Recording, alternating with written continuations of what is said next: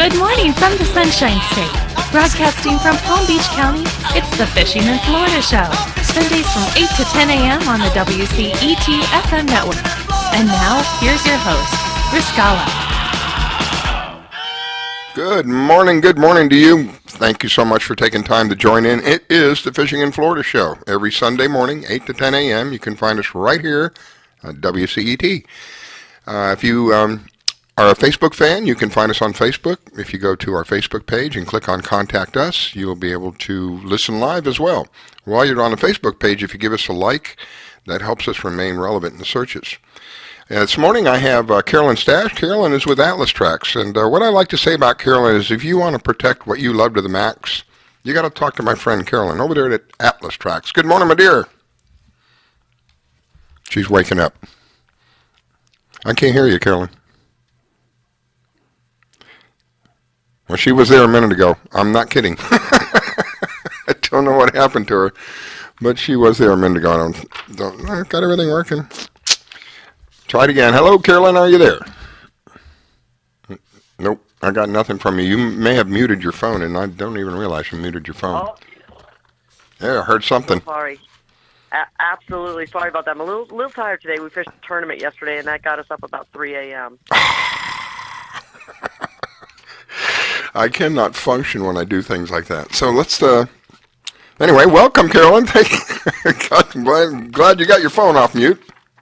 Yeah, sorry. I know Angelia does that a little bit sometimes, too. So you're rubbing off on each other. Oh, my goodness. Yeah, absolutely. You know, you were kind enough to send me some pictures. It looked like it was an awesome trip yesterday.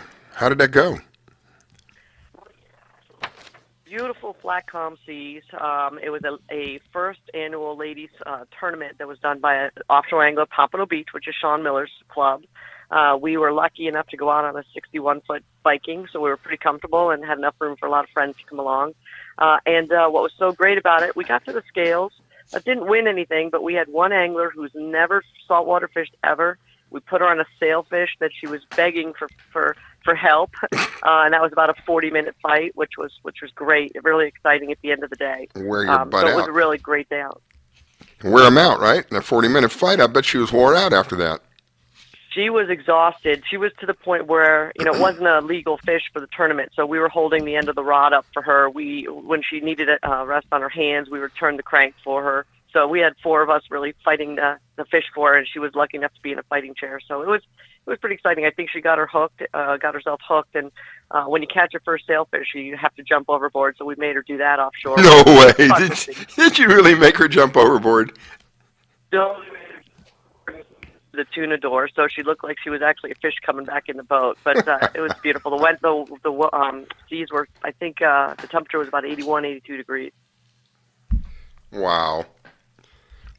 I'm not real crazy about jumping out of the boat out in the middle of the ocean. I did that with a couple of friends of mine. We were down in Marina, one of my favorite places to go when I had the boat. And we were probably 8-9 miles offshore. And it can get really sweltering hot out there. If you don't have wind or anything and it's really calm, and that particular day it was, we were just hot. And I only had a couple of gallons of fresh water with me. I didn't want to pour fresh water over me because I like to make sure I got plenty of water. So I decided to jump in. Me and my friend jumped in. We're swimming around. We come back in. When we got back in the boat, we noticed there was a couple of sharks, not big ones, there was about 3 or 4 feet, big enough to hurt you, 3 or 4 feet swimming around in the area. I guess we attracted him with our swimming. I don't know. But ever since then, I said, because it's so inviting when you're out there. It is so pretty. And a lot of times it's pretty cool. It's cooler than your body temperature anyway.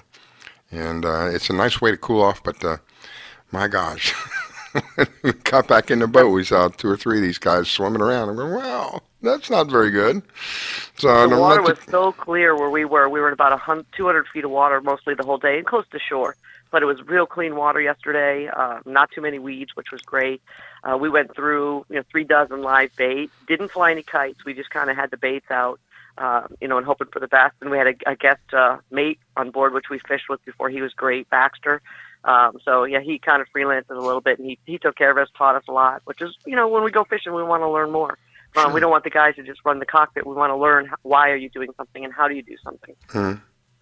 You ever think you'll get to the point where you have a 100% ladies team where the boat is captained by a lady and the crew is a lady, and you don't have any guys on board to harass you?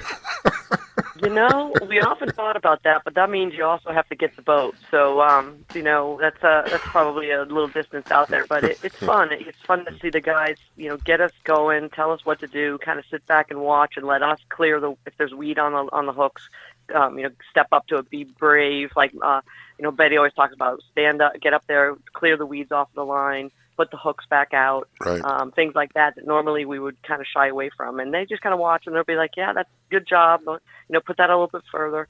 So it's good. It's good to have the boys. They drive the boat, and they clean the boat at the end of the day. So. They're good for something, right? Yeah, and the sandwiches. And sandwiches. Don't forget sandwiches. So what did you catch yesterday? I was lucky enough to get on a small bonita. We got 2 bonitas to the boat. Both were weigh-in. We got 1 small kingfish. Darina caught. She's a great angler. And then lines broke off a couple of times. Don't really know what they were. Maybe kingfish, maybe a shark. We had one that almost fooled us that we lost.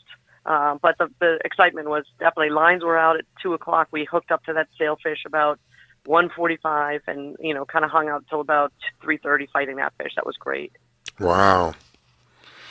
Well, it sounds like it was an absolutely wonderful time. Some of the pictures you sent were just really nice. I could see you had plenty of room, so you weren't cramped on the vessel, which makes a big difference. Give you the ability of having some freedom here and there.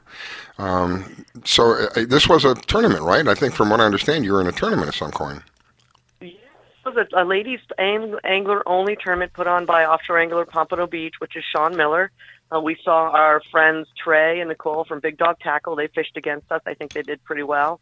Other local friends. But I'll tell you what was challenging. What was challenging was getting back to the weigh-in, because all these smaller center consoles were rafted up against the dock. If you can imagine 5 boats tied to each other coming out from the dock. Wow. We pull up in this big 61 Sportfish. There was no place for us to go.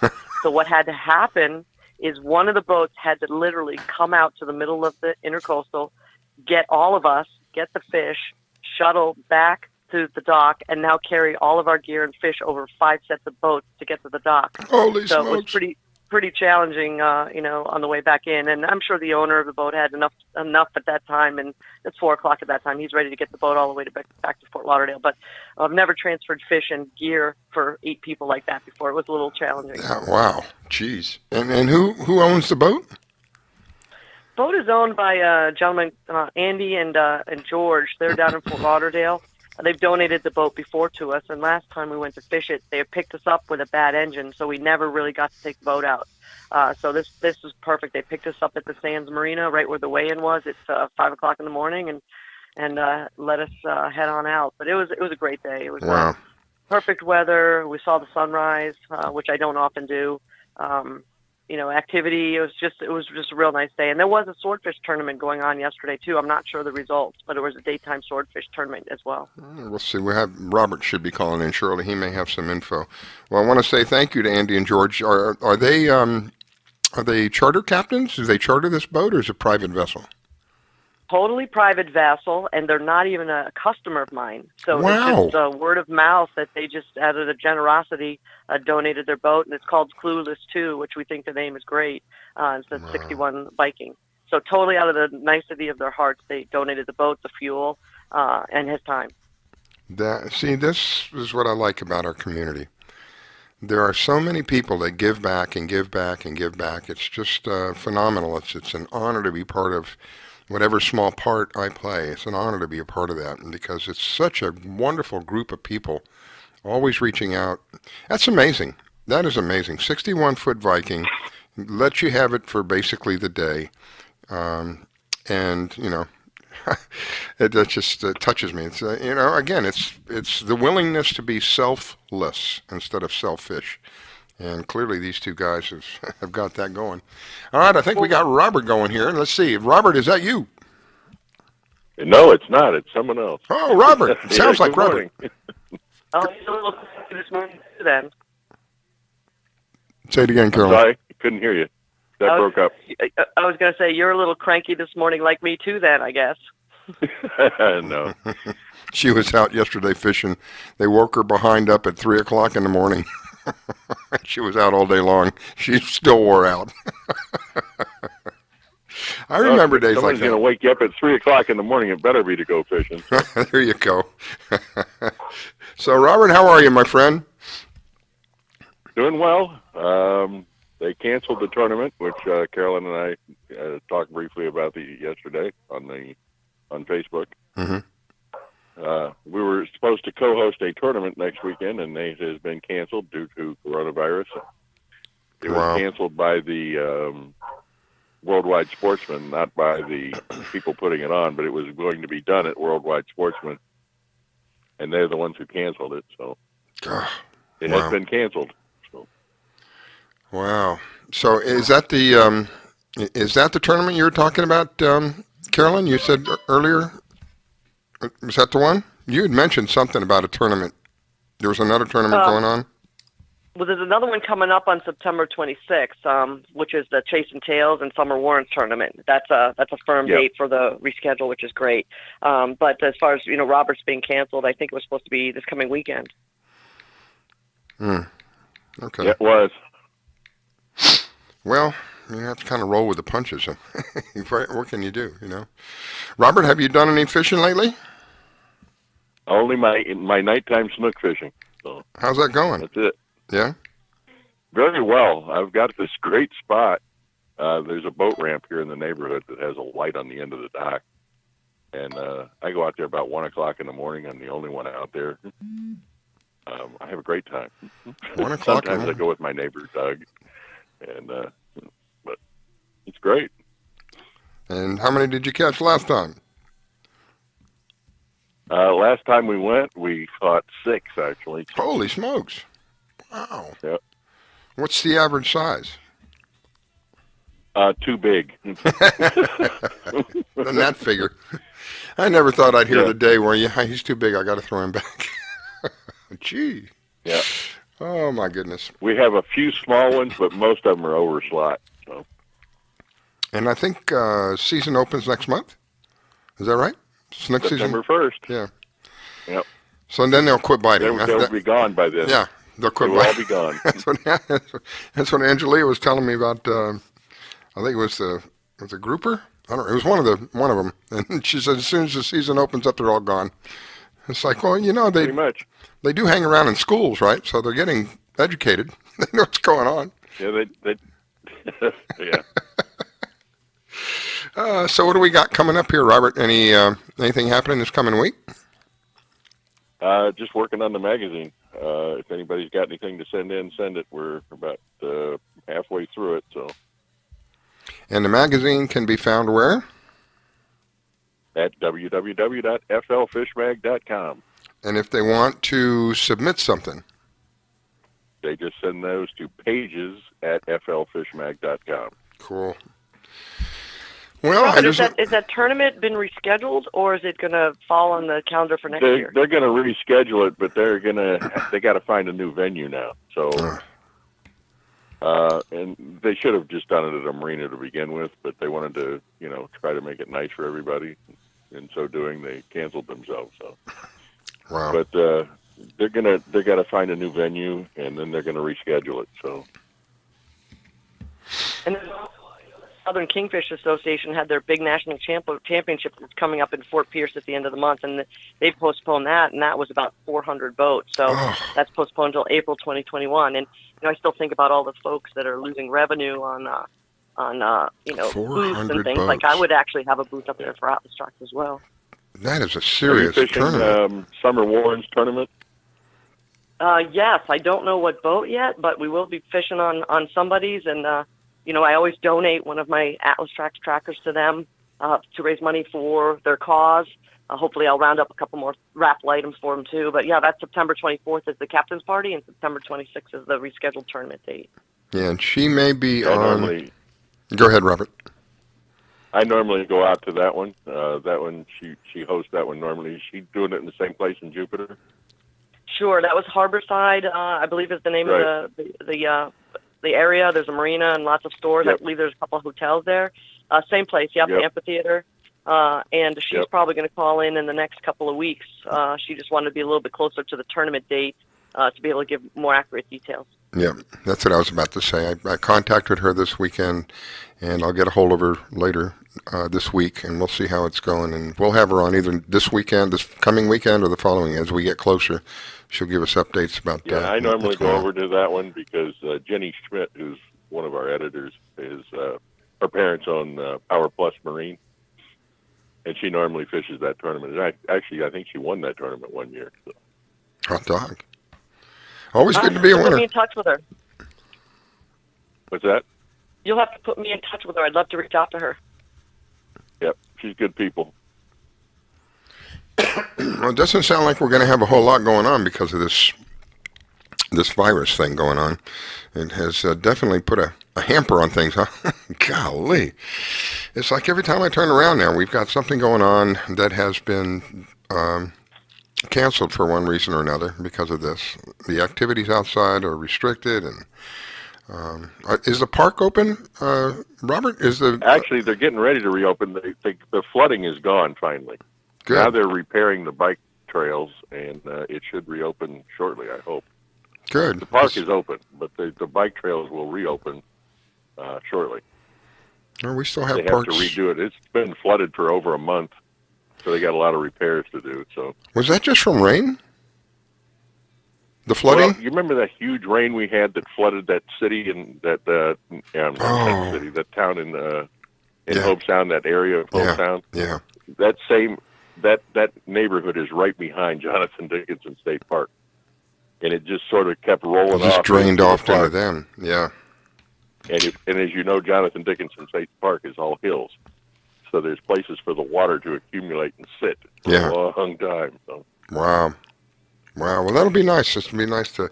I haven't been there in quite a while. It was one of the places my dad used to take us. If it happened to be a weekend that we weren't going to end up going fishing out in like on a bridge or out on a pier, that was one of the places we'd end up going. It was very enjoyable because it's very well, I don't know. I haven't been there in a while, but it used to be very family oriented. Everybody in the family could find something to do. Yep. They still have canoes and stuff that you can rent and. Still have canoes. They still do. They've got a tour boat that takes you through the river. They've got.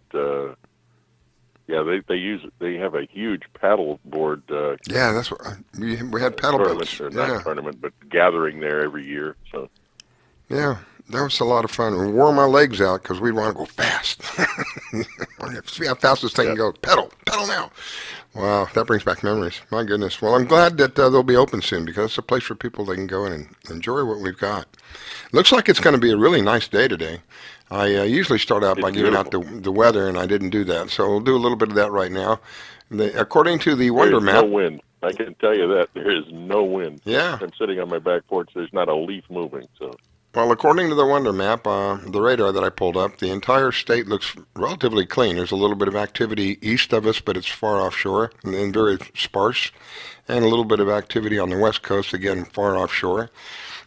According to, let's look at the tides. The tides are 12:37 a.m.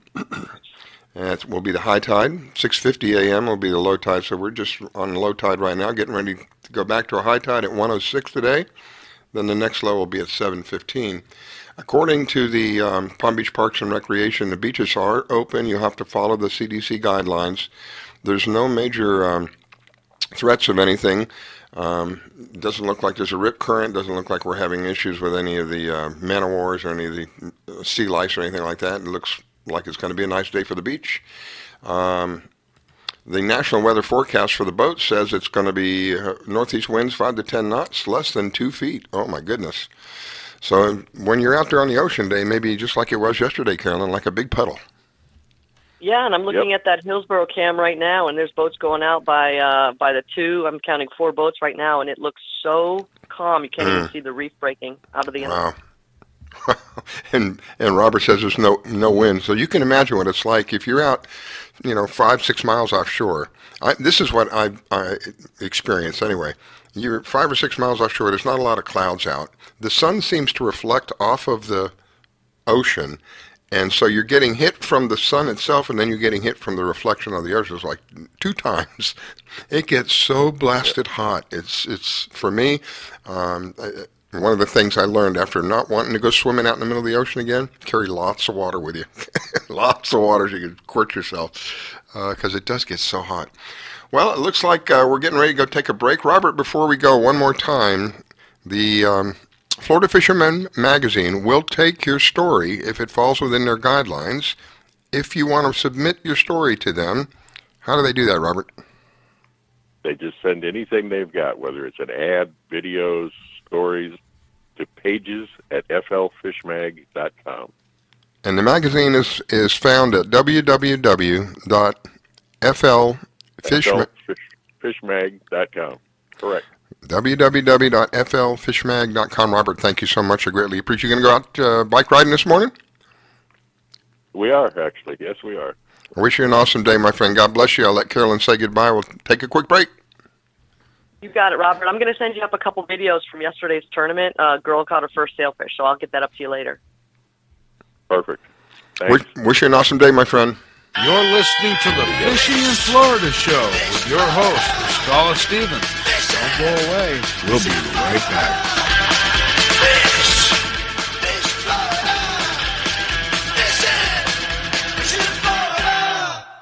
When it comes to parenting, there are no perfect answers. But that's okay, because you don't have to be perfect to be a perfect parent. Teens in foster care will love you just the same. For more information on adoption, visit adoptuskids.org. A message from the U.S. Department of Health and Human Services, Adopt U.S. Kids, and the Ad Council. Thinking of moving? Before you do anything else, call Diane Whittick. She provides a concierge service. Things like having your home or condo packed and shipped. Even take care of your home repairs or upgrades. Diane has the expertise to get it done. As a seller, you will have constant contact. She will furnish you with bids on any services that might need completion. Air conditioning, plumbing, handyman, and even cleaning. Living up north and have a home to sell here in South Florida? Just give her the keys, address, and a signature. Your payment will be wired when the property is sold. That's right, Diane does it all. Thinking of buying? Diane has great listening skills. Tell her what you want, give her your budget, and like a genie, she will make your real estate wish come true. There's no regrets when you choose Diane Whittick.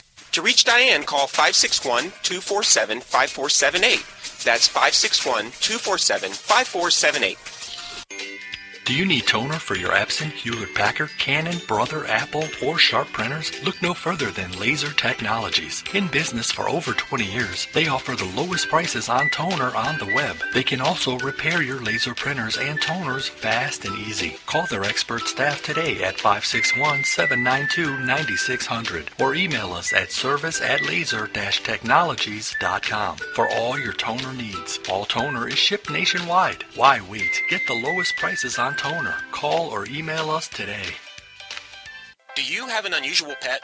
Did you know that the Rainforest Clinic in Loxahatchee specializes in exotic pets? They see pets that other vets don't. Parrots and chickens, ducks, geese, turtles, snakes, goats, pigs, lizards, and even monkeys. Are you a beekeeper?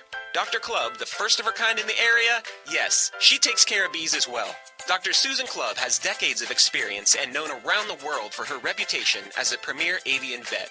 Located at 3319 E Road in Loxahatchee, just a short distance north of Okeechobee Road, you will find a modern clinic with in-house labs, which allow you to get your test answers quickly. You can find them online at www.susanclubb.com. That's www.susanclubb.com. Or you can reach her at 561-795-4878. It's Dr. Susan Clubb. That's 561-795-4878. The Rainforest Clinic located in Loxahatchee. 561-795-4878. Want to give your pet the celebrity treatment? Have you heard of Hollywood Pet Grooming and Care in Royal Palm Beach? They're located just off State Road 7 and have been servicing the area for 14 years. Hollywood Pet Grooming and Care is the home of the Blueberry Facial, also specializing in tartar removal with 8 years of assisting in dental procedures. Hollywood Pet Grooming and Care? They're more than just about dogs. They are the only experienced cat groomer in the area. They also cater to all breeds and sizes and open 6 days a week. Hollywood Pet Grooming and Care, located just north of the Super Walmart in Royal Palm Beach. You can find them at 250 Business Parkway. They specialize in shampoos with no extra charge. Flea and tick dip's also available. Holly Wolf Pet Grooming and Care. You can give them a call at 561-793-9992. They also provide gift certificates for those looking for that special present. Holly Wolf Pet Grooming and Care. 561-793-9992. They're located in Royal Palm Beach. That number, 561-793-9992. Call for your appointment today. This station is now the ultimate power in the universe. We have ignition. Strap in. 5, 4, 3, 2, 1. I grab my fishing pole and cast it in the water. I fish until dawn. Oh my, I caught a shark. I'm fishing it more and on. When the sun shines all day. They call me a grouper. So I'm fishing it more and on. Oh yeah. Fishing it more and on. Good morning from the Sunshine State. Broadcasting from Palm Beach County, it's the Fishing in Florida Show. Sundays from 8 to 10 a.m. on the WCET FM network. And now, here's your host, Riscala. All right, we are back. It is the Fishing in Florida Show. Good morning to you. If you're just joining us, we will have archives set up. The way to find those archives is to go to our Fishing in Florida Show Facebook page, and you will find a link there. The archives are actually on YouTube, but I haven't figured out how to have people find them. So the easiest way right now is to, or you can go to our home network page. I believe there's a link there as well, and that's www.wcetradio.com. But other than that, go to the Facebook page. You find our archives there as well. A big thank you to WCET Radio, who handles our home network. Big thank you to Marine Rock Radio. If you have the TuneIn app, you can find us on the TuneIn app. If you go to Marina Rock Radio, they are a tune-in station, and they're out of Miami. Big thank you to them. We also have our own app, and if you go to the Google Play Store and look for WCET FM, you'll find the app there. It is free download. It has no spyware, no adware, and no push notifications. It's just a way to listen strictly a receiver is all it is. I purposely did that because I know people... they'll download something and then they're inundated with some kind of ad the whole time that it's running. Ours doesn't do that. It's a very straightforward thing. Let's see, what else have we got? Beautiful day. Get out there and enjoy it. This morning I have Carolyn. She is with Atlas Trax. If you want to protect what you love to the max, who are you going to call? Welcome back, Miss Carolyn. Oh, thanks for having me on, Riscala. And let's see, I think we have Betty on here with us as well. Good morning, Miss Betty. Good morning. Good morning, Betty. Hi. And what is the latest and greatest with Ladies Let's Go Fishing? Well, yesterday we had Ladies Let's Go Scalloping. Oh, in, how interesting. Crystal River, Homosassa area. Oh, my goodness. Carolyn, didn't we have somebody on from there? We had on the folks from Sea Hag Marina that were in Steenhatchee, which is kind of in the same area. Now, how did that go? Our girls left from McCrae's. Yeah. And how did it go? Well, we had morning and afternoon trips, and they all got scallops. Thank God it wasn't last weekend. First boat got a gallon. The second boat got a couple gallons. It all depends on the tides and the water quality, but I was really happy that they had a chance to do it. So we had something different that stemmed from a virtual meeting where I was showing how to do scallops on the half shell, and one of our guest speakers was Captain Red Ed from Red Ed's Adventures up in that area. Mm-hmm. We've had him on. We're so interested in catching scallops once we talked about it that I added another event for them. How cool is that? So for those of you who are not familiar with what Miss Betty does, I like to tell people that, well, Miss Betty covers fishing for ladies literally from A to Z. She can tell you how to tie the knot. She can explain the hardware. She can show you how to cast the rod. It doesn't stop there. She'll show you how to bait the hook. It doesn't stop there. She'll show you how to get the fish off the hook. She'll show you how to clean the fish. She'll show you how to cook. Like I said, A to Z. You can't ask for better. It's always such a pleasure to have you on. So what a twist in activities, because as we well know, usually it's fishing. This is a form of fishing, I guess you could call it that, right? Well, it's enjoying the marine life. For people with boats, it's another way to do it. Our last virtual meeting, we talked about lobstering. I didn't put together a lobster trip because it's hard to find guides, and then some ladies have their own boats. Mm-hmm. And next weekend is our Keys fishing event and Screamin' Reels tournament for beginners. And does it look like it's going to be it's going to go? Because we were just talking earlier about some of the events going on. They've had to cancel the events due to this virus thing. Does it look like it's going to happen? Yes, actually, I rescheduled it from June, and we've got 4 boats going out. What's happening is that we still can do events, and they're smaller than normal. And right now, that's okay because I don't want to be dealing with large crowds. Mm-hmm. And we're very creative. So what we're doing, we usually had a kickoff party with an appetizer contest, and it was quite fun. The ladies brought really creative appetizers with decorations, and we gave out prizes. Well, I decided to do that virtually instead of us meeting somewhere because that's the way it is during the pandemic. Mm-hmm. And then while they're fishing, they need to be wearing gaiters or face masks and using hand sanitizer. They'll be outside. There'll be wind blowing, and the sport fishing boats are only 6 per boat. And then we give away prizes. It's a beginner's tournament, so the ladies have to do all the reeling, but if the mate does the hookup and hands them the rod, it might be the first fish they ever caught. I mean, it's enough skill for them just to get the fish to the boat. I mean, when you're out there catching tuna and mahi or yellowtail snapper, it can be a challenge. Learning one of the things that that you need to learn on the boats is how to move around other people that might have a fish on. Yep. And then we give away other prizes too for people who caught fish and people who don't caught fish. I basically do a wild card drawing, and last year everybody went home with something. See, that's what I like. Everybody wins. Those are the kind of things that I like to promote. Everybody wins. You don't have one person out of however many, and that person gets all the excitement.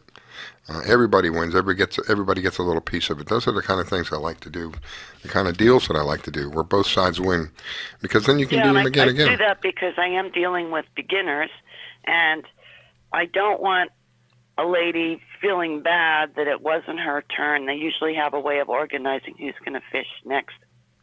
That it wasn't her turn when the fish was up. But again, like before, we've compared it to gambling. Mm-hmm. It really is a kind of an incentive to, when you're not the one who catches the fish, and you see somebody catch the fish, and you watch how it's done, and maybe you catch something smaller that that maybe the next time it's going to be your turn at the reel. Yep. I say many times when going fishing is kind of, sort of, in a strange way, if you will, like the lottery. It's kind of like because you never know. You may not win anything, or you may win a little one, or no telling, you might win that grand prize. So you go out there and you target a specific fish that you want to go after, and you do everything that you can to catch that, and you may come back empty-handed, or you may come back as a hero. We used to do these trips that were hero or zero. Those were really serious anglers there. They would go after. I would only go. I wouldn't be a part of it. I would just be like a witness to it. They would go after something specific, and if they didn't get it, they came back. It was either they got what they wanted or they didn't, and anything they caught was released. They called it hero or zero back then. I don't know if that still goes on today, but those are people that are committed. It's just, we're going to go after this particular thing. And again, it's for me, as a young child growing up and learning fishing, my dad taught me life lessons through that. Be disappointed if you didn't catch a nice sized fish. Well, don't be disappointed. That's what life is all about. There's so many parallels in fishing and life lessons. You go out and you, like I said earlier, you plan on catching them. You do everything you can. You don't get anything. How many times in life do you plan something out and this is the way it needs to be, and then life throws you a curveball, and before you know it, it's not like that at all. So it kind of prepares you in a way. And the idea of having ladies involved, I was fortunate. My mom liked fishing. My mom loved fishing. So she wasn't shy. She would get out there and do it. She'd put the bait on, take the fish off. She'd clean the fish if you wanted her to. So it was. I think that was in our family was a vital part of a family unit. And I'm happy and truly honored to be able to promote something like that. And I'm glad to find out about you because there are a lot of ladies out there who, it's been a pretty much male until recently. It's been pretty much a male dominant industry, but the change is coming, and it's a good change. It's an excellent change because once we can get the moms involved and we get the whole family involved, the kids, the moms, the dads, and the more time families spend together, the less chance that family breaks down. And that's what I see today, family breakdown. Very, very large amounts of family, especially with this pandemic thing that we're going through. It creates more stress. This is a way to unstress. You get your girlfriend or your wife, have them contact ladies, let's go fishing.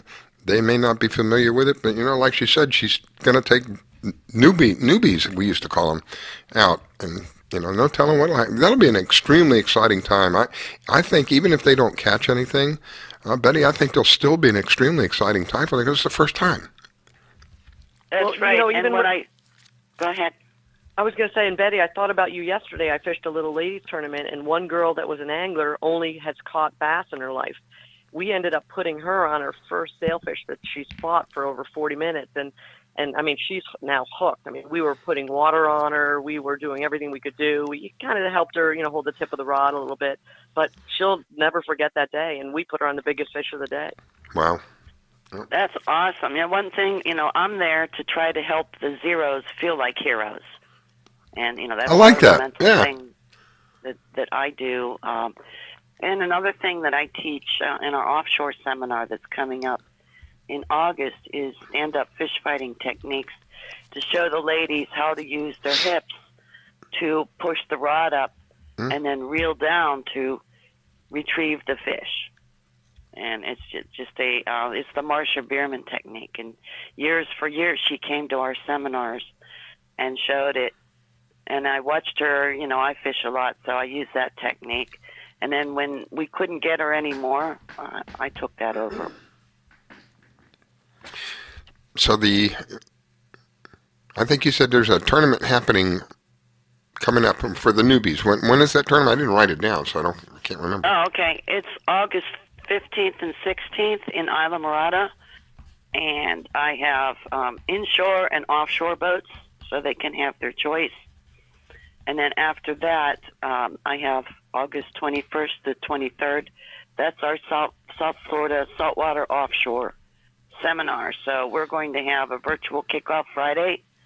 Saturday, the classes will be virtual, but it will be two-way, so they can ask questions. And then Sunday, they go fishing. We had to go to virtual because the IGFA, where we were going to have it, did not reopen in time. And then after that, I have September 12th and 13th, a Tampa Inshore Seminar, which is going to be virtual. Then we go back to the Keys for October 23rd to the 25th, where we have the full-day seminar and 2 days of fishing, or they can fish one day. Same with the Keys this weekend. They can fish 1 or 2 days. Betty, and a little tournament. Are you finding that there's less people that want to do this, or that there's more people that want to do this now because of this going on around? Or does it seem to be about the same? Well, what I'm finding is through our virtual meetings, we're getting ladies from all over the world who tune in. That's a good point. They are fishing. A lot of them are fishing more individually. One of the girls who tuned into our virtual seminar called in from the Azores, and she went by herself to book a charter boat, and she caught about 4 75 to 85-pound tunas. Holy smokes. And she's from Germany. Wow. She can't come to the United States to fish because she can't get in. So she is improvising, which is something we're doing as well. I think the interest is probably more than ever. I think the attendance and events are expectedly down.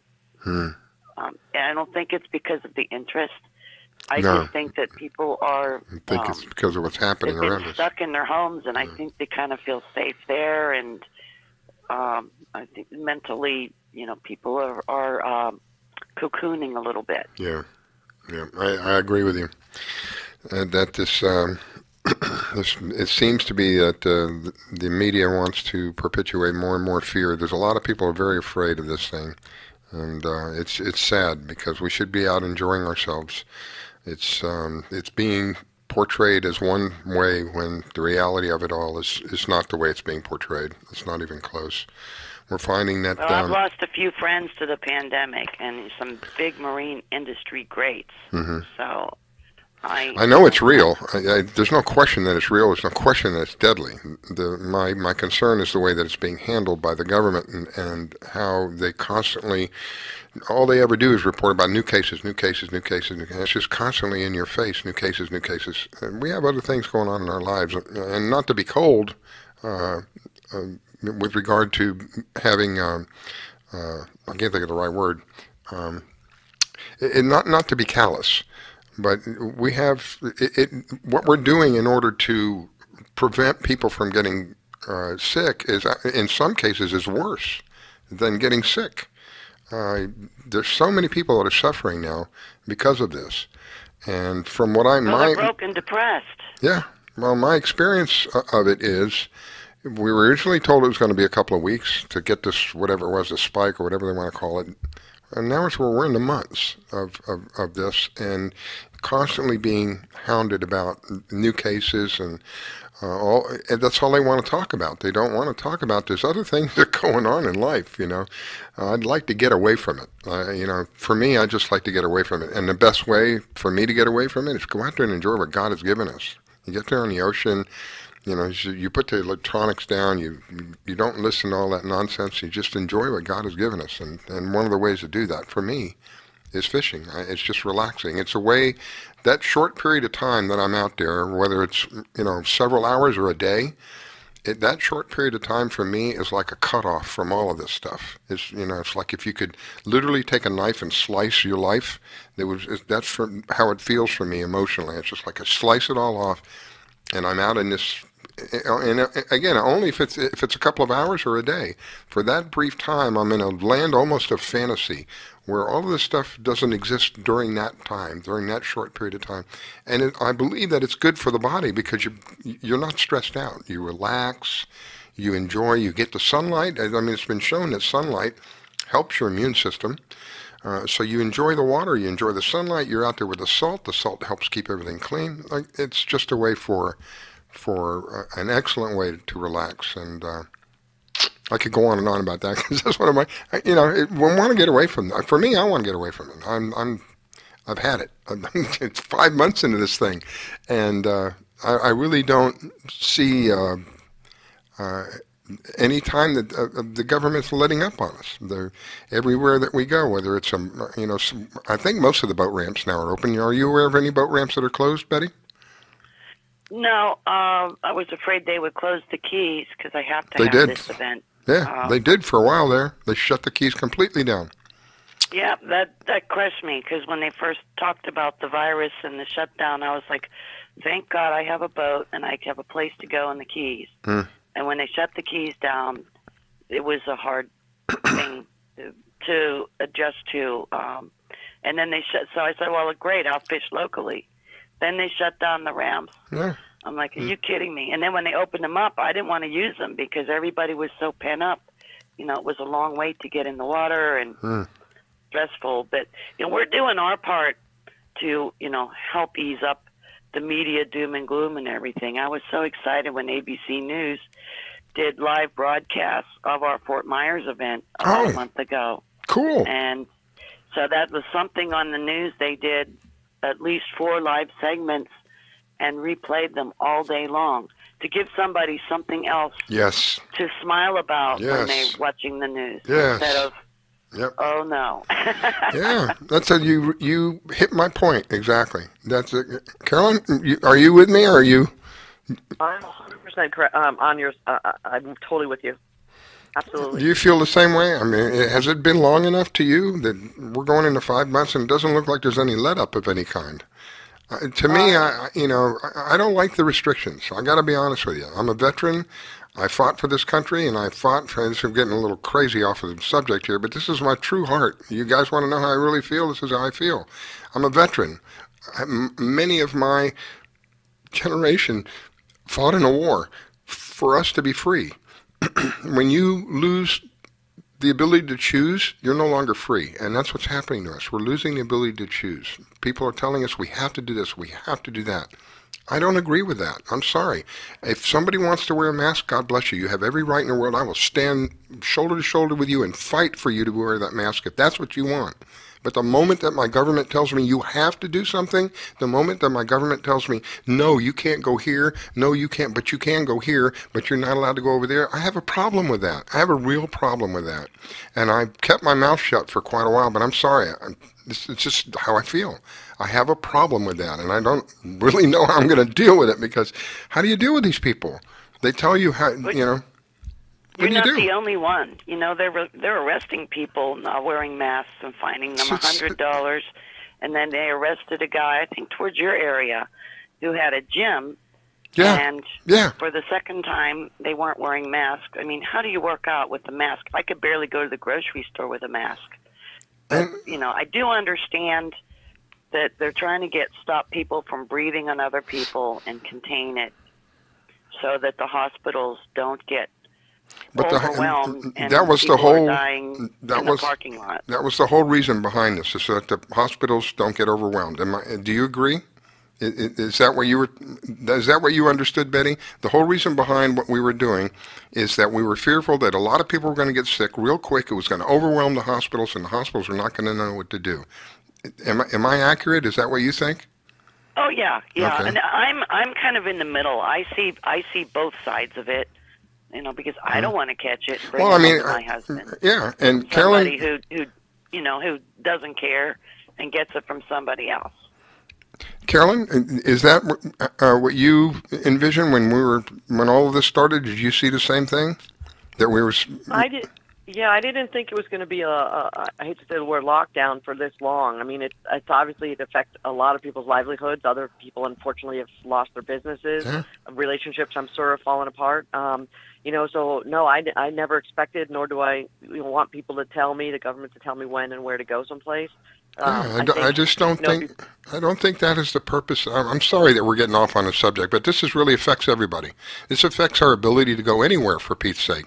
We have places in the United States now where if you go somewhere and you don't have the papers on you, that's all I'm going to say.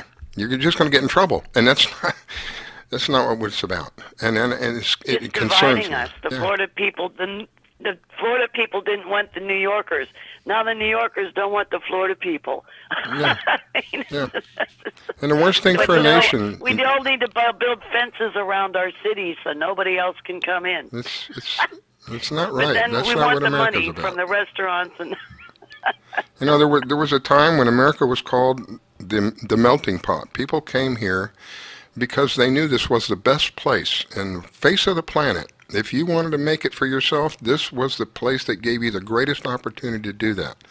And in the last 20 years, I've seen that opportunity literally dwindle away, little by little, by little, by little, till we have reached a point where there are places in the United States of America you cannot travel unless you have papers with you. That is the most insane thing I could ever say about our country. I would never, ever in my wildest imagination have to come to some kind of realization like that. That's just, that's not us. I'm going to get off the subject. Now we're the meltdown pot. We're melting down. Yeah. Instead of melting pot, we're melting down now. That's a good point. I remember that, Betty. Well, one of the things... Well, you know, you hear me chuckle, but it's hurt me. It's hurt my business, of course. It's hurt all of us. I don't know how much longer I'm going to... A lot of people. I don't know how much longer my business out of 24 years that I've been doing, I don't know how much longer it's going to be around. At the rate where we're going, I may have 60 days if I'm lucky, because if things aren't getting any better for me. They're just getting continuously worse, more and more restrictions. I'm in a business where I go visit other businesses, and other businesses are under all kinds of restrictions. I don't think it's fair for a small business owner to be put under the responsibility of making sure that a commissioner passed a mandate of some sort, and now you as a small business owner have to be the police of that mandate when people come and go from your business or when people patronize your business. It's just not the place. It's not our place. It's not their place to do that to us to begin with. Our place is, as small business people, is to perform what we do, whatever service that might be, that whatever product that might be.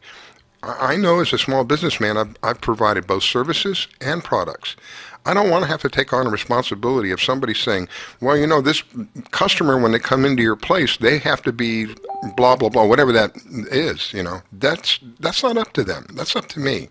I shouldn't have to, and then be punished. You know, as a small business owner, the man that you mentioned, the Jim, they shut him down. Why? Because it's the same story. Why? Because one person wasn't wearing a mask. Well, how can you, as a small business owner, force somebody, well, you can't be in here because you're not wearing a mask? Okay, so that hurts your business. They tell you you can only have so many people in your business. That hurts your business. So it's almost like all the odds are stacked up against you in order for you to succeed during all of this. And then I hear things like, well, the majority of the people that get it don't even know they have it.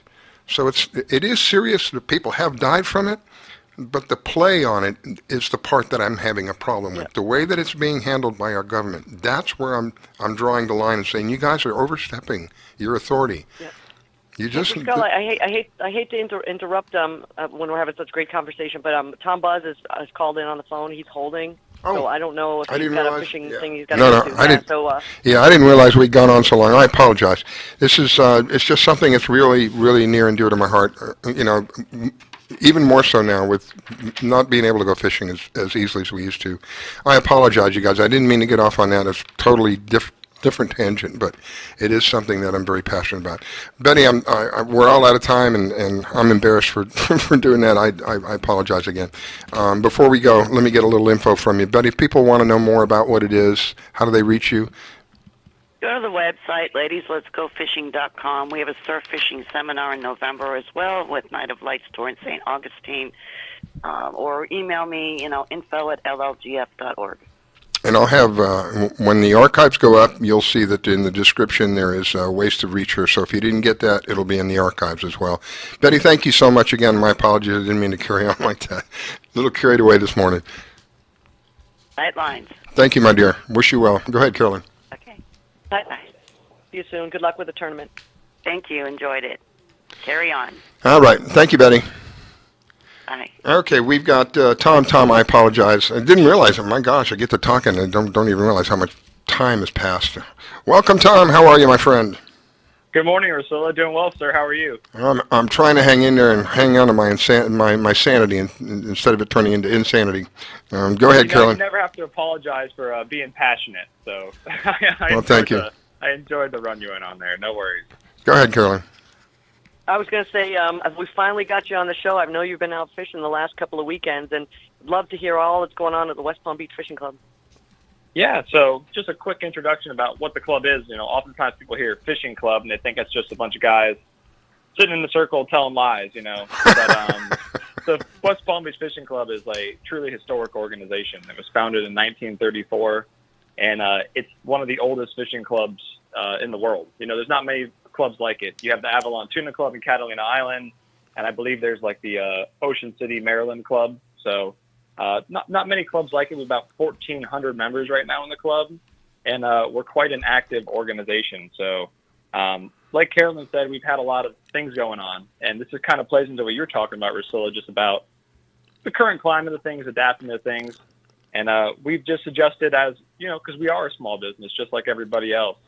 And we're adapting to this because our primary focus is special event production. And that's something that's pretty challenging right now. Getting very challenging. 1,000 people together and everybody looking Holy at, smokes. they want to buy this.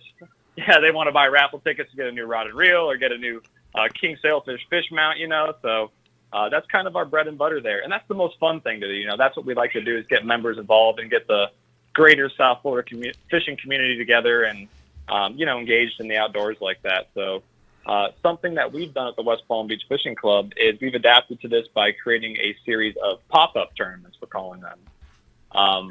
A pop-up meaning that we pick the fishing weekend based on the weather offshore. So if it's a nice weekend offshore, we put together a tournament, we pick a targeted species, and we have all the members go out. We've had some 67 boats fish at a time, and that's what I've been up to, Carolyn. So I'll let you guys bounce off that. With what you guys do, am I right? You also give back to the community. I think that's the one. Yeah. Definitely. We're kind of one and the same. We're connected at the hip. We are the West Palm Beach Fishing Club, but we're also the Palm Beach County Fishing Foundation. It's our 501c3 charitable affiliate. And like I said, we're connected at the hip, Yeah. That's the focus of the club. Something that we like to have new members and sponsors and people understand is that while, like I said, we like to fish, we like to have raffles and parties and stuff, it's big picture. The club has always had very forward-thinking individuals running the organization. In 1938, the West Palm Beach Fishing Club is credited with creating the red release pennant, signifying a sailfish release.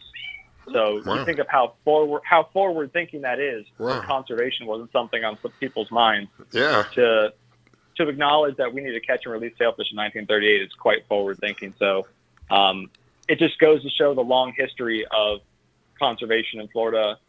Most recently, Rachel, something you might not know, is we sunk the deepest permitted artificial reef off Florida last August. So these are reef darts.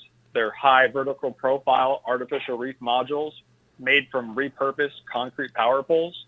And we have another round of that going off here in September as well. We're doing another batch of 40 darts, we call them. So just like you said, conservation, artificial reefs. Yeah, we're a lot more than a fishing club. Wow. We have one of our guests, Bruce Marks, comes on, and he does he's doing something down in Miami. So it's, again, I said earlier in the show, it is an honor to be whatever microscopic part of this industry. It's an honor to be because we have people like this that think about the betterment for everybody. And I'm, it's, in a way, it's kind of selfish. I'm part of everybody. So when we come up with something that everybody wins, why not be involved in that? If somebody, can anybody join the fishing club? Yeah. So the fishing club has a real inclusive identity. Dues at the West Palm Beach Fishing Club are just $80 annually, and that's for an adult. For a kid 10 years and younger, it's $15 a year. And we absolutely spoil Pee-wee members in the club. Wow. They enter a fish throughout the year. In November, unfortunately, it doesn't look like we're able to hold this big party this year, but in November we have a big awards barbecue that we do, and we get the kids up on stage. We give them a new pen, rod, and reel combo.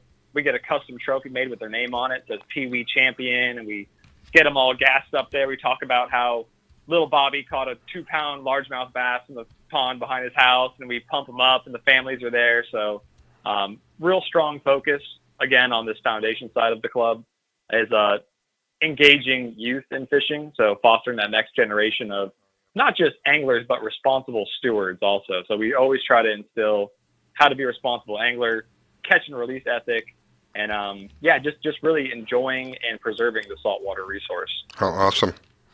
How awesome is that? You folks do scholarship programs and things like that too, don't you? For the fishing club. You got it, Carolyn. So a lot of times when I try to introduce the fishing club to people, it's a real mouthful because it's artificial reefs, it's kids fishing programs, multiple of them. It's planting mangroves, habitat restoration. We sponsor a lot of area scholarships. We have graduate programs sponsored at FAU. We have local ones here in our community for high schools. We sponsor a lot of game fish research programs, the dolphin fish tagging program. We recently have done things with FWC with funding some acoustic telemetry receivers offshore for satellite tags off our county, making our county kind of a gateway and a collaborative effort to learn more about fish migration. So it's a mouthful, but we're always up to something, and that's just the club side. That's just the foundation side of things. So you'd be hard pressed to find a more active institution similar to the West Palm Beach Fishing Club. Definitely sounds But like calling it. guest that frequently calls in, Mike Simcoe. I know he's a part of the club, and there's Oh, times yeah. when he's calling us from some of those pop-up tournaments as well. Mike's a great guy. Mike's really dialed in with the kite fishing, and that's kind of our bread and butter off here, so as you know, and Carolyn. Man, if you can get the kite fishing dialed in off Palm Beach County, because the Gulf Stream doesn't come any closer to the eastern seaboard than it does here in Palm Beach County. So we're really lucky to have that kind of current, warm water moving, fish migrating, and we don't have to cover a lot of ground. We don't have to troll to find fish like you do up off, a little bit north of Stewart or wherever it may be. So Mike Simcoe, he gets pretty dialed up there with being the kite keeper, putting those live baits out there. So yeah, very active in the club, and Mike's a great guy. Mike is the kite master. Yeah, sure. The kite whisperer, we like to call people like that. So it's a little more than just master. There's a little bit of superstition involved there. I learned a lot from Mike in the short amount of time that I've spoken with him. I've learned, oh my gosh, so much. Go ahead, Carolyn. Go ahead, Carolyn. Pop-up tournament coming up now, or you really decide last minute? I mean, are they scheduled a week out or days out? I try to promote them at the beginning of the month. So for the month of August, we're going to have our Clash of Kings, meaning it's a kingfish tournament.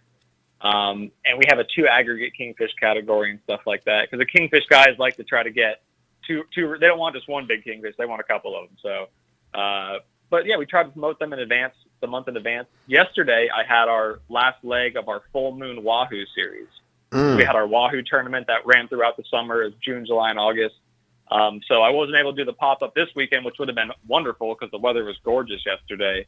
But, hey, it could be next weekend. It could be the weekend after that. Just I watched the radar. I try to let people know the Wednesday before the fishing day, but the weatherman doesn't always have my back on that one. But I'm trying to get it figured out. But we announce the species a month in advance, and we always have little twists. Something really cool, guys, that you probably would appreciate, especially understanding the climate of things, is we have a support the industry angle going on, where when members register, if they send us a $50 receipt showing that they spent money at an area tackle shop or a canvas shop or boat detailer, we have additional raffle prizes for them. So we're really trying to incentivize our participants to go out and support our local marine businesses. So I like that idea. That's great. That's just it's just really simple. And the Marine Industries Association of Palm Beach County, and I don't know if you guys have ever had them on the show before, but, they represent the boaters and do a lot of stuff for lobbying for, recreational boating around here and so much more.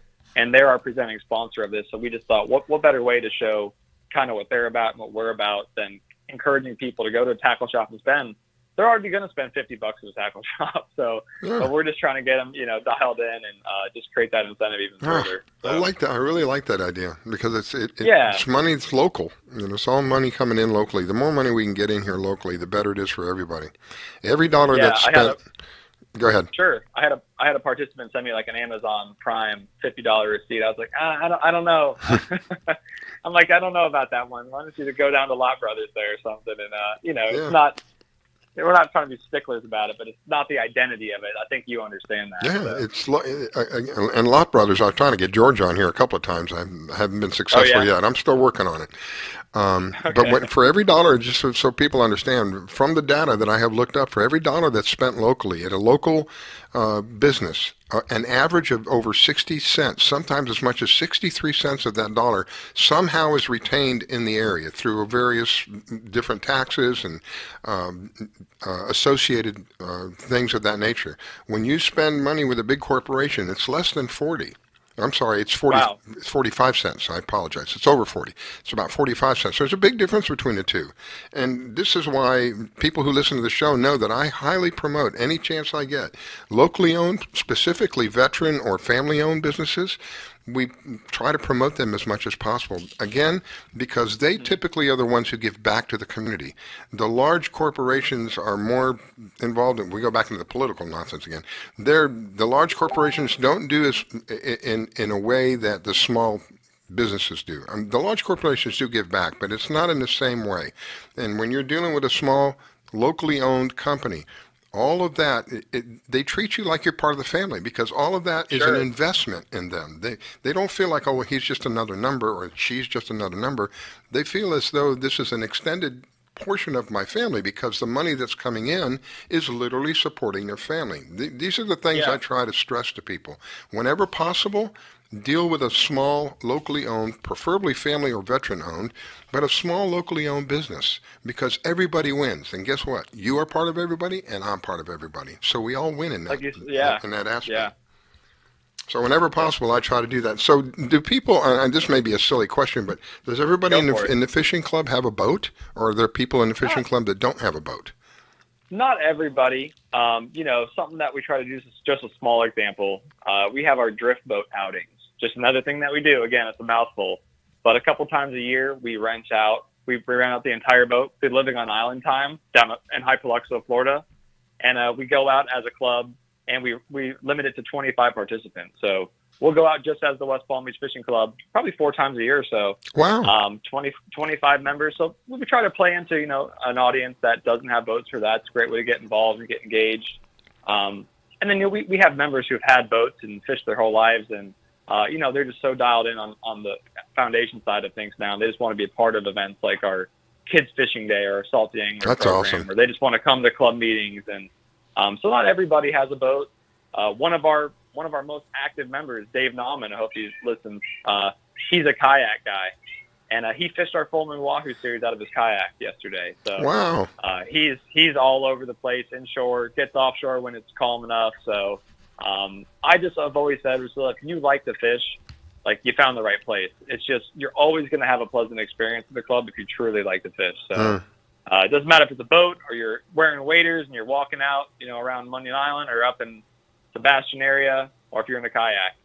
No, the club, the fish don't discriminate. When the bait's in their face and they're hungry, it doesn't matter what you're on or where you're from. They'll eat it. So. Now, you used to have speakers come in, and probably they've been at least discontinued for a while, but I know a lot of people say that those seminars are just so helpful, and you've got things like people like George Pulveromo, he's been on our show before, Mike from Florida Fisherman Magazine, he's an awesome guy. Those will start up again in the future, hopefully?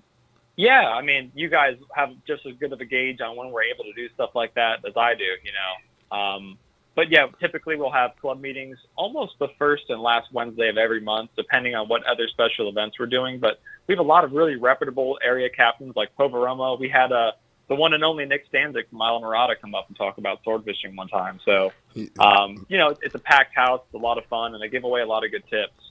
I heard about that guy. Yeah, you might have heard about it. Oh, I heard about that guy. That's amazing. Because we're unable to gather at the fishing club right now, we've been producing virtual club meetings. So if you want to go look at the West Palm Beach Fishing Club on YouTube, our YouTube channel, we had Captain Bouncer Smith give some tips. We had Captain Dale Ash. He's a big snook guy up in Jupiter. And we just had Captain Max Parker in our latest virtual meeting give some wahoo trolling tips. So we're getting people engaged in a virtual format. We're doing FaceTime recordings with them where they're showing different rigs and presenting different baits and stuff. So there's some really informative how-to fishing segments out there on our West Palm Beach Fishing Club YouTube channel. So, and we talk more about our pop-ups and other things that we're doing. So we've just taken that great club format and turned it virtually for now, trying to adapt and adjust and keep members engaged. Wow. I have a quick question on the reef. Can you tell us, our listeners, how deep is that reef and what area is it in? Is it so like it's off of straight Jupiter, out? Yeah, it's straight out Palm Beach Inlet, 3 miles out, and it's in 500 feet of water. The coordinates are on our YouTube channel. We have a playlist dedicated on that channel to our artificial reef programs, and they're outlined there. And we did that same kind of reef in 103 feet, right off Singer Island as well. And that I know that holds some snappers and barracudas and other species year round as well. So awesome! Everybody wins. Absolutely. Everybody wins. I love it. Yeah, man. Even the fish the theme win. of the show today. Even the fish win in that equation. Even the fish win. They get a home. Yeah. I would say definitely yeah. So wow. I don't know how much time I have, but I have one call to action for you guys. You ready for it? Yep. Yes. So like I said, we're more than a fishing club, and we usually have our Kids Fishing Day program in July. We were unable to have that this year. We weren't even able to use the municipality's marina this year, in fact. But part of that program is we give every kid a new rod and reel, some 300, 400 rods and reels a year to those kids. And then aside from that, we have our Rods and Reels for Kids program that we have just year-round in the fishing club. So, we've given away over 100 rods and reels or so, but we have these rods and reels. So if you're listening or you guys know any youth programs, summer camps, whatever it may be that might want some rods and reels, and we're producing an informative kind of how-to video with the tackle kit and stuff. So any chance we get to put fishing know-how in kids' heads and give them a rod and reel there, we really try to do that. So if you're listening, you know a youth group that's looking for rods and reels and wants to learn a little about fishing, call the West Palm Beach Fishing Club. Gosh, thank you, Tom. That's awesome. That's awesome. I can't. Go ahead, Carolyn. I don't know what to say after that. Gee, how do you follow that up? I'm totally speechless, but I want to start thinking about who might benefit from that. Yeah, absolutely. My mind's working. And when does this program? When do these rods and reels get handed out? We got them. I mean, we just had people we work with a lot of church groups and boys and girls clubs and groups like that. And usually underserved programs is what we primarily target for our kids fishing program, but that's not necessarily the case. A kid is a kid, and we just want to get them fishing and get them engaged in the outdoors. And they can't fish without a rod and reel, and they can't catch a fish without knowing how to tie on a hook. So that's kind of the real simple meat and potatoes of it. So yeah, just real simple call to action. Rods and reels for kids. You think you can use them? Call the West Palm Beach Fishing Club. I know a couple right now off the top of my head, so I would love to reach out to you privately. Oh, go for it. Yep. Awesome. Wow, Tom, that it's like I said, and I had no idea, you guys, that he was going to mention anything like this. But I said, and I've said many times, when you deal with a small business, they give back to the community constantly. You get advantages of dealing with small businesses. This is testimony to what we've been saying. There's so many advantages. Many times, like I've said with Carolyn is one of them. In her business, you can call her. I'll let her tell you, but I know from experience, you can contact her almost any time if you have an emergency going on. She doesn't have to talk to someone else who has to talk to someone else to get you an answer. Mm-hmm. She gets you the answer right there, and right then and there. These are some of the advantages of dealing with small businesses. My gosh, thank you, Tom. That's awesome. That really is. No, perfect. Thanks, guys. Go ahead, Carolyn. I'm sorry. I'm still kind of blown away because my mind is just racing, circulating. Now, would you guys for this reel program? Would you do an individual rod if there was a child in need with an illness? We could. Yeah. It's nothing. It's not like we only give them out in bulk. It's just typically, youth groups are kind of what we primarily target. But you can't get what you don't ask for. That's what I always say. So just let us know what you think is a good fit, and we'll try to get it all hooked up for them for sure. Yeah, I have a question. Do you guys do any lady angler tournaments only? Not specifically lady angler. In our big Kingfish Dolphin Wahoo KDW Classic, we have a queen of the classic, And, there's a lot of women that fish in the club and are engaged. We have a top lady angler in our Silver Sailfish Derby, the world's oldest sailfish tournament. That's probably the most prestigious female angling trophy we have in the club. But we have women that are on the board. They hold all-time records in the West Palm Beach Fishing Club. They put fish on the board in our annual fishing contest. So nothing specifically for women in that aspect where it's something exclusively to them, but they're very much participating in all our events. And there's a few of them in our tournaments. Usually we try to have them represented exclusively that way, but not a solely female fishing event, not per se. How many members are in the club? 1,400, we like to say. Wow. That's a big number. So, Tom, I don't think I've asked you this. Is there do you have a physical place that you guys meet before all of this went down, Yeah, so we have a clubhouse in downtown West Palm Beach. It was built in 1940. Wow. It's right at the foot of the Flagler Bridge in the north end of downtown West Palm Beach, and it's on the National Register of Historic Places, in fact. Holy smokes. Is it on the mainland side or on the island? We're on 5th Street and Flagler Drive, so we're right there by the water, and we don't have waterfront access. We're right there by the water, just north of the Darth Vader building, if you know what that is. Yeah, I'm very familiar with. Yeah, I thought I was the only one that called it that, the Darth Vader building. No, I'm 28 years old or so, and that's what I've always known as a kid. So yeah. You know what he's talking about, Carolyn?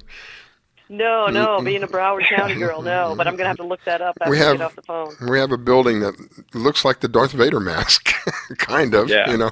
That's why they call it that. Well, Tom, what an enlightening pleasure.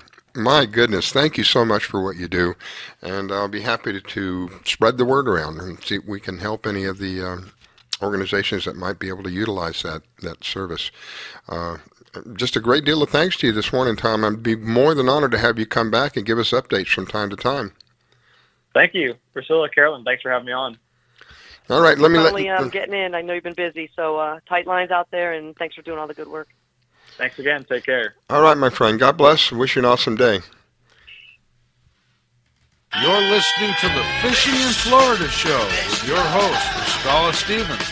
Don't go away. We'll be right back.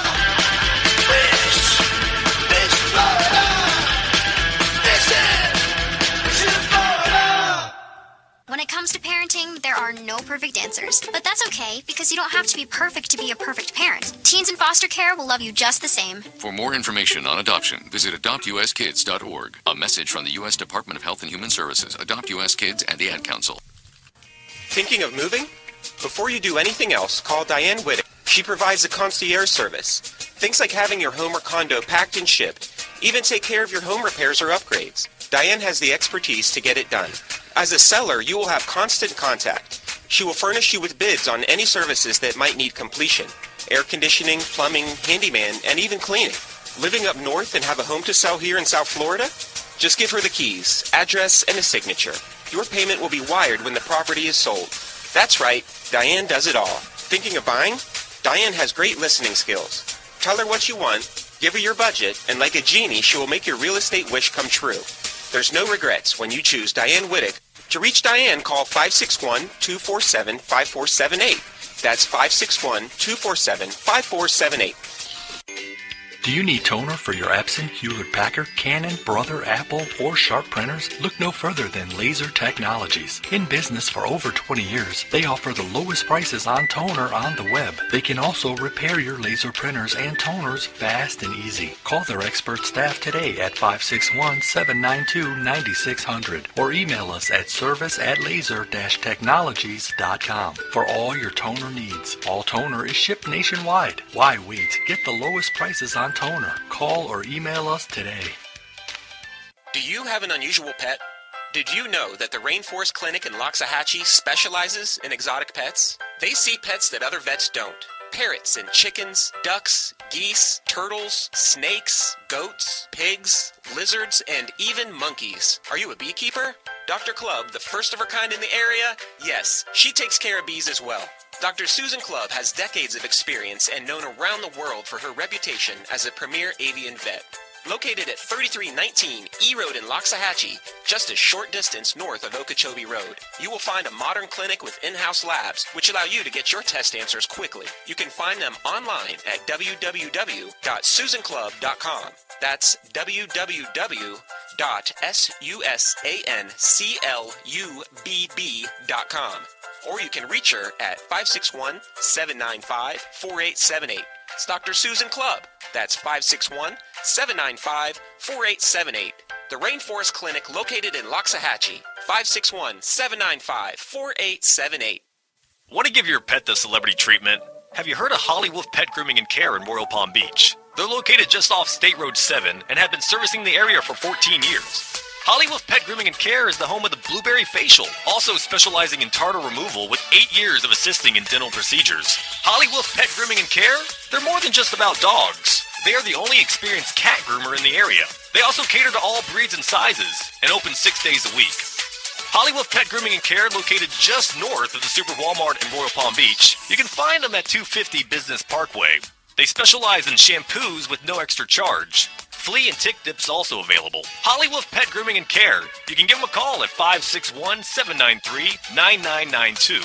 They also provide gift certificates for those looking for that special present. Holly Wolf Pet Grooming and Care. 561-793-9992. They're located in Royal Palm Beach. That number, 561-793-9992. Call for your appointment today. This station is now the ultimate power in the universe. We have ignition. Strap in. 5, 5, 4, 3, 2, 1. I grab my fishing pole and cast it in the water. I fish until dawn. Oh my, I caught a shark. I'm fishing and blowing on when the sun shines all day. They call me a grouper, so I'm fishing and blowing on. Oh yeah, fishing and blowing on. Good morning from the Sunshine State.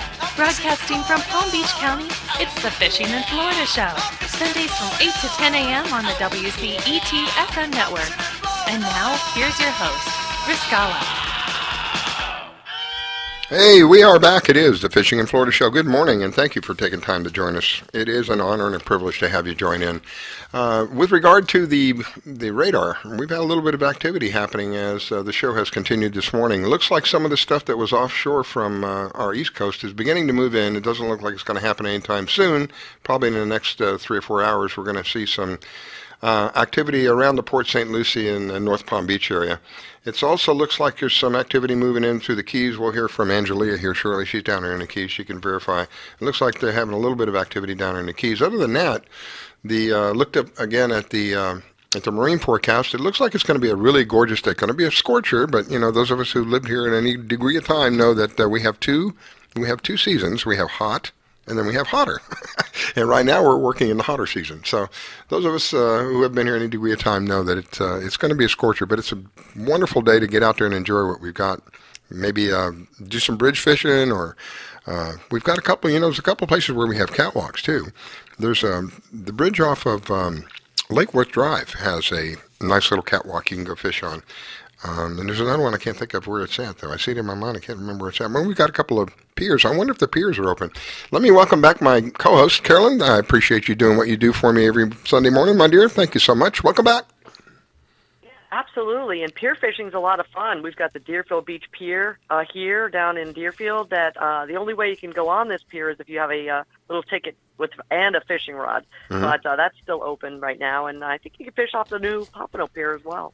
And there's Lake Worth has a pier. I don't know if any, you have to call to be sure, but these are all different places you can go. And there's always the shore. There's a lot of bridges, and we have bridges everywhere. You fish around the bridges. One of my favorite places to go, but it was very difficult when the tides were running, was the Boynton Beach Inlet. You can get up under the bridge there and do some really nice fishing when the tide settles down a little bit. But when the tide is flowing, oh my goodness, it just rips through that area.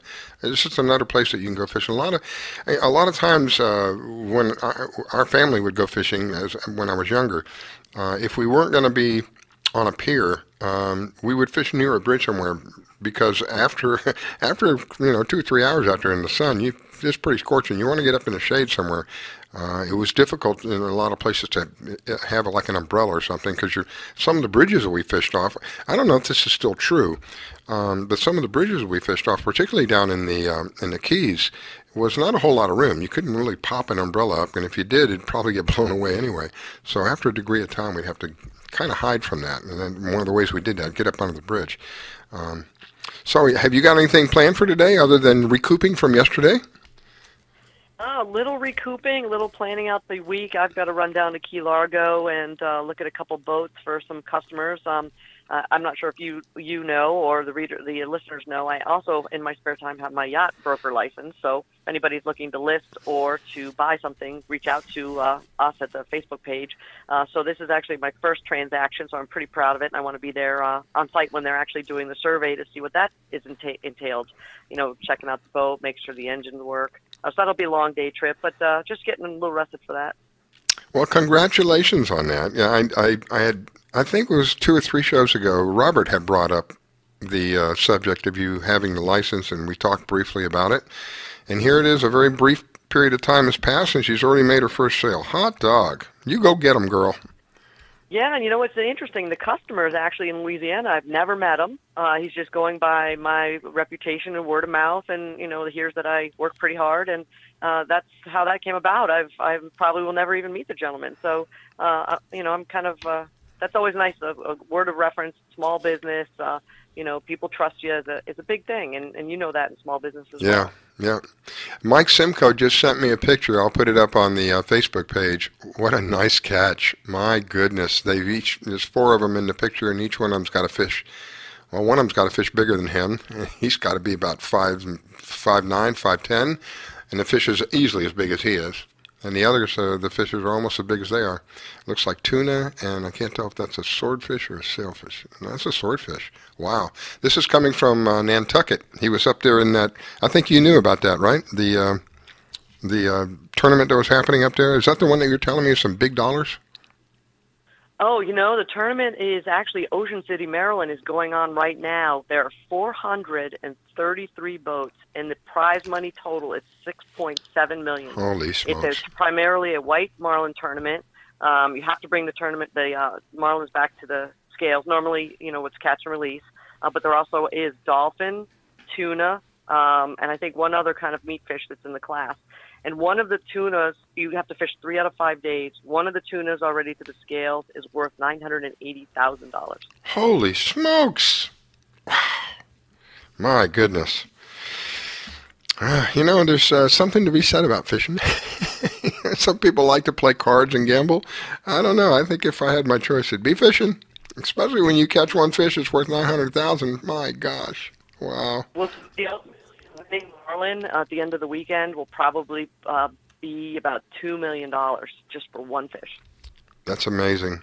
Well, I'll make sure I put this picture up on our page so people can see it. But it's a pretty awesome picture. There's 4 of them on the boat, and they've all got fish easily, almost as big as each one of them. One fish is bigger than all of them. My kind of fishing trip. Especially when you get to keep them. I had one of the best fishing trips I've ever had in my life. I told you about it a couple of weeks ago, but it was sad because I had to throw the fish back. That was the first time in my life ever, that I had I had to put fish back that we could eat. I mean, I put fish back that, we would be down in the Keys, we might catch a coot or something like that, and if it's not a big coot or a baby coot, I'd take it off as safely as I could and put it back in the water. If it was a fish I wasn't going to eat, I didn't really want to kill it. If I wasn't going to use it for bait or I wasn't going to eat it, I didn't want to just kill the fish. And here it was, first time in my life.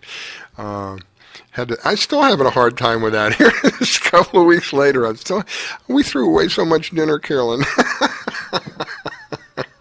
And even whenever we're catching dolphin or something, we only keep what we're going to eat because that fish grows so fast. I forget how many inches a month it grows.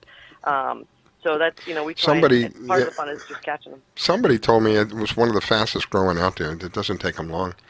Anyway, I think we have Captain Austin with me. Let me see if that's who we have here. Good morning, Captain Austin. Hey, good morning. How we doing?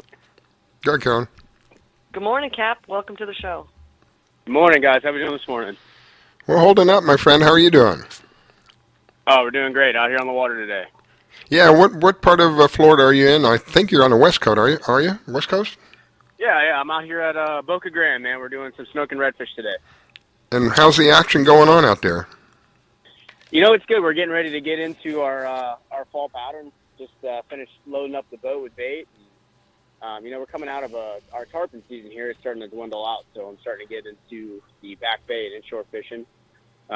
We've got some buddies out today, and we're doing some snook, and we've caught a few, but it's been a little tough. But I think it's because our fish are in that transition phase where they're starting to move in from the beaches and starting to move back into the backcountry for us here. I take it as... What kind of bait did you pick up this morning? And did you use cast nets or pilchards? Pilchards. Yep, we loaded up on the beach this morning. It was beautiful. Came out here and slick climb, clear water, and threw the net twice and loaded up both my wells. And now we're out here trying to make it happen. What kind of depth are you in right now? Right now I'm sitting out here in an area called Bull Bay, and sitting about 2.5, 3 water. But we're fishing a mangrove trough, which is we got a hard mangrove edge, and then there's about a 2.5 foot trough that runs along the edge of the mangroves. Kind of got some scattered grass in between, and to me that seems to be the best area to target these snook and redfish this time of year. They like to hit that scattered bottom where those fish can ambush bait. And what kind of boat are you guys fishing out of? I have a 22-foot Pathfinder. Oh, it's a great size boat. Oh yeah, I love it. It's probably the best boat on the water out here. So, Captain Austin, I show that you are. Correct me if I'm wrong. Is this Chasing Action Charters? Is that you? Yep, that's correct. Yep, Chasing Action Charters. So we can find out more information if you go to his website, chasingactioncharters.com. Go ahead, Carolyn.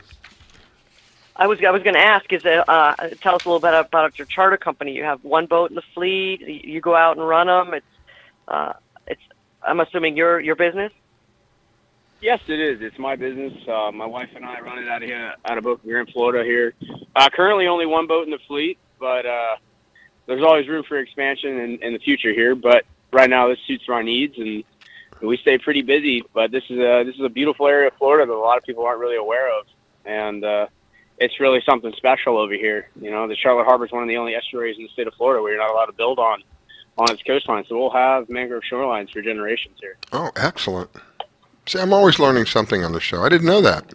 That's great. Yeah, it's one of the few in Florida for sure. And yeah, I've been in business down here for about 4 years, and second generation charter captain. And I don't know if I told you guys this before, but I grew up in the Keys, and we actually found this place because this is where I used to come vacation to. Wow. I mean, where do you vacation to when you live in the Keys? You know what I mean? So we found this area. And my family fell in love with it, and this is where I decided I wanted to raise my family. Awesome. Well, we have a regular that comes on, Angelia, and she's from the West Coast, and she's kind of like the opposite of what you. She's down in the Keys now. So, she ended up. Yeah, she's probably down there for lobster season. She's down in Islamorada, and her whole family and everybody's there on the West Coast, in the Tampa area, general area of Tampa. So she just kind of reminded me of, you're just the opposite of Angelia. He started in the Keys, he ended up on the West Coast, and she started on the West Coast and ended up in the Keys. How ironic. It's kind of a migratory thing for people in Florida. You know, you either start up in northern Florida and move down this way, or vice versa. You start down in South Florida and then you move up to northern Florida. It depends on what you like to do, I guess. So Cap, do your kids? You just mentioned you want to raise your kids. Your kids get out in the boat with you. They have a love for fishing. Also, they're going to be the third generation charter captains. Oh, absolutely. Every day that I'm off, or even days, I'll run an 8-hour trip and pick them up on the dock. And I don't care how tired I am. I'll take them out here and put them on fish all afternoon. I got a 3-year-old boy and a 7-year-old girl. And I tell you what, my 7-year-old girl puts it to some of my buddies that I take out here, and she shows them up to the point where they start to get frustrated. It's pretty comical. Oh my goodness, that's great, man. Yeah. I gotta teach her to throw the cast net so I can save my back. There you go. You know what I mean? That is amazing. Oh my gosh, you kind of hit off on one of the questions I was getting ready to ask. The length of the charters that you have, are they all 8 hours? Or are they half day, full days? Nope. So we offer a 4, 6, and 8-hour trip, and I will run a 5. It's really just to suit the client, whatever they want to do. But my minimum this time of year is a 4-hour. And it's so hot this time of year that 4 hours for a lot of people is too much, or just enough. Yeah. So yeah, absolutely. That's what happened to Carolyn. She's baked out from yesterday. It does zap you. You know what? People are like, I'm spoiled. We were lucky enough to do a ladies tournament, Cap, in a 61 Viking with air conditioning. But people don't realize you're out in the cockpit the whole time watching the line. So you really, I think I was inside maybe once to get a sandwich, and that was it. Yeah. And it's a lot of work too. People don't realize how monotonous and tiresome it is watching the lines and clearing the weeds. And, yeah. I mean, I grew up trolling in the Keys. I know very much so that that's a lot of work, and it's generally you're focused the whole time. It will wear you out. I don't care if you got AC in the cabin or not. But I didn't know what the cabin was when I was a kid. I was always out there on the deck doing something. So. Yeah. Wow. Well, Captain, I greatly appreciate you taking time to share with us this morning. I wish you tight lines and an awesome day. Be safe out there. I'll let Carolyn say so long to you, and we'll go to a quick break. Yeah, I always love when we have captains call in and they're actually out fishing. So tight lines, good luck with those mangrove snappers, and we'll check you out on the Facebook page. Yes, sir. Thank you, guys. I appreciate you, ma'am. And you guys have a great day as well. God bless. Bye. You're listening to the Fishing in Florida Show with your host, Scholar Stevens. Don't go away. We'll be right back.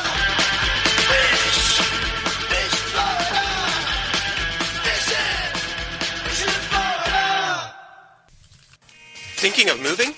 Before you do anything else, call Diane Whittick. She provides a concierge service. Things like having your home or condo packed and shipped. Even take care of your home repairs or upgrades. Diane has the expertise to get it done. As a seller, you will have constant contact. She will furnish you with bids on any services that might need completion. Air conditioning, plumbing, handyman, and even cleaning. Living up north and have a home to sell here in South Florida? Just give her the keys, address, and a signature. Your payment will be wired when the property is sold. That's right, Diane does it all. Thinking of buying? Diane has great listening skills. Tell her what you want, give her your budget, and like a genie, she will make your real estate wish come true. There's no regrets when you choose Diane Whittick. To reach Diane, call 561-247-5478. That's 561-247-5478. Do you need toner for your Epson, Hewlett-Packard, Canon, Brother, Apple, or Sharp printers? Look no further than Laser Technologies. In business for over 20 years, they offer the lowest prices on toner on the web. They can also repair your laser printers and toners fast and easy. Call their expert staff today at 561-792-9600 or email us at service@laser-technologies.com for all your toner needs. All toner is shipped nationwide. Why wait? Get the lowest prices on toner. Call or email us today. Do you have an unusual pet? Did you know that the Rainforest Clinic in Loxahatchee specializes in exotic pets? They see pets that other vets don't. Parrots and chickens, ducks, geese, turtles, snakes, goats, pigs, lizards, and even monkeys. Are you a beekeeper? Dr. Clubb, the first of her kind in the area? Yes, she takes care of bees as well. Dr. Susan Clubb has decades of experience and known around the world for her reputation as a premier avian vet. Located at 3319 E Road in Loxahatchee, just a short distance north of Okeechobee Road, you will find a modern clinic with in-house labs, which allow you to get your test answers quickly. You can find them online at www.susanclub.com. That's www.susanclubb.com. Or you can reach her at 561-795-4878. It's Dr. Susan Clubb. That's 561-795-4878. The Rainforest Clinic located in Loxahatchee. 561-795-4878. GTG, BRB, OMW, be there in a few. You may think that these kinds of texts are fine because of their length, and you can easily send them at a stoplight. But no, answering one text can take your attention away from the road for 5 seconds. And traveling at 55 miles an hour, that's enough time to travel the length of a football field. Make good decisions, don't text and drive. While other stations just talk a good game, we win it. Hey, sounds like somebody's having a lot of fun. I grab my fishing pole and cast it in the water. I fish until dawn. Oh my, I caught a shark. I'm fishing and blowing on when the sun shines all day. And it's called me a grouper. So I'm fishing and blowing on. Oh yeah, fishing and blowing on. Good morning from the Sunshine State. Broadcasting from Palm Beach County, it's the Fishing in Florida Show. Sundays from 8 to 10 a.m. on the WCET FM network. And now, here's your host, Riscala. All right, we are back. It is the Fishing in Florida Show. Good morning, good morning, good morning. It is a beautiful day out there today. First thing I do in the morning when I get up is, of course, I have to take my dog out. And we got out there and started walking this morning. It was just a gorgeous, very few clouds in the sky, very pretty day. Again, it's South Florida, so it's going to be warm, but that's, that comes with the territory, so to speak. This morning I have Carolyn with Atlas Trax. And what Atlas Trax does, well, Atlas Trax protects what you love to the max, even if it is a child. She has something that your child could slip into their pocket. God forbid, you're going to send your child off somewhere and you're concerned about how they're doing. You could actually track your child. But some of the things that she's tracked, well, let's see. What have you tracked, Carolyn? Well, we've tracked icebergs. We've tracked aircraft. I have one woman who sewed a tracker in a diaper bag of her new granddaughter. There you go. So she knows where that is. Obviously, boats, jet skis, private watercraft. Some really fancy mud buggies, for those the folks that are hunting in the middle of Florida or up in North Carolina, Georgia. And what we're doing right now is, I mentioned this white marlin tournament. Well, in order to catch white marlin in Ocean City area, you've got to go 100 miles offshore just to get to the deep caverns. So thankfully, a few of our customers have these trackers. I just checked on them today. They're 80, 90 miles offshore, and if something happens, they don't come back or they're overdue, then they could be recovered and found pretty quickly. So we specialize in boats and boat theft and things like that. Just about almost anything you can imagine. I was shocked when she was telling me, yeah, we track icebergs. Icebergs, but they track icebergs. It's amazing. Well, speaking of tracking, there's another individual that we have that I think of the "I'll Be Watching You" song. When I mention this individual, that's of course is the Florida Salty Cowgirl, Angelia. She has one of Carolyn's trackers, and Carolyn can tell just about anything wherever Miss Angelia is at. So let me say good morning, and how you doing, girl? Good morning. I'm doing fantastic. It's a beautiful day today down here. And I make jokes also, Rascala. I say Carolyn's the only person who knows where I'm at every second of every day. I cannot hide from Carolyn. not even her family knows, I don't think my family looks at the hyperlink too much. I don't think they want to know where I'm at. Well, that's fun because I'll check on you. I mean, I'm not stalking you all the time unless you want me to, but every once in a while I'll check in. I'm like, yep, she's out fishing. She's doing something fun. She's in Tampa. One quick run to Tampa. Well, hey guys, I went out Thursday fishing finally, and got to scratch that itch, thank goodness. And I was actually chasing mahi, and I was absolutely 100% unsuccessful. And I was getting a little bit heartbroken, and I was trying to salvage my day, and it was starting to get dark. So I made it out to the Islamorada hump, where it's almost guaranteed I can go out there and jig up some blackfin tuna or some big amberjack. But when we got out to the hump, guys, I have seen the blackfin tuna boiling on the surface. No way. And I was always really curious, why they come to the surface and then they go back down to 350 feet. And I did some research, and what they're doing is they're acclimating their body temperature. They come up to the surface to get warmed up, and then they go back down to the deep water where it's a little more cool. But I've seen them on the surface at the hump just boiling. I mean, just literally, it looks like the water's boiling with all these fish on the top. But we got out there Thursday, and I saw a fish jump 6 foot in the air, and I go, holy cow, that's a blackfin tuna. And then before you knew it, guys, it was an absolute 100% National Geographic moment. There were hundreds upon hundreds of blackfin tuna in about a 2-acre area on top of the Islamorada hump. They were all just jumping 4 to 6 feet in the air, and it was absolutely exhilarating. Oh, my gosh. I was hooting and I was hollering, and everybody else on the boats were hooting and hollering, and Holy everybody smokes. was hooking up all at the same time. I had 5 trolling lines out, and all 5 lines got hit at once.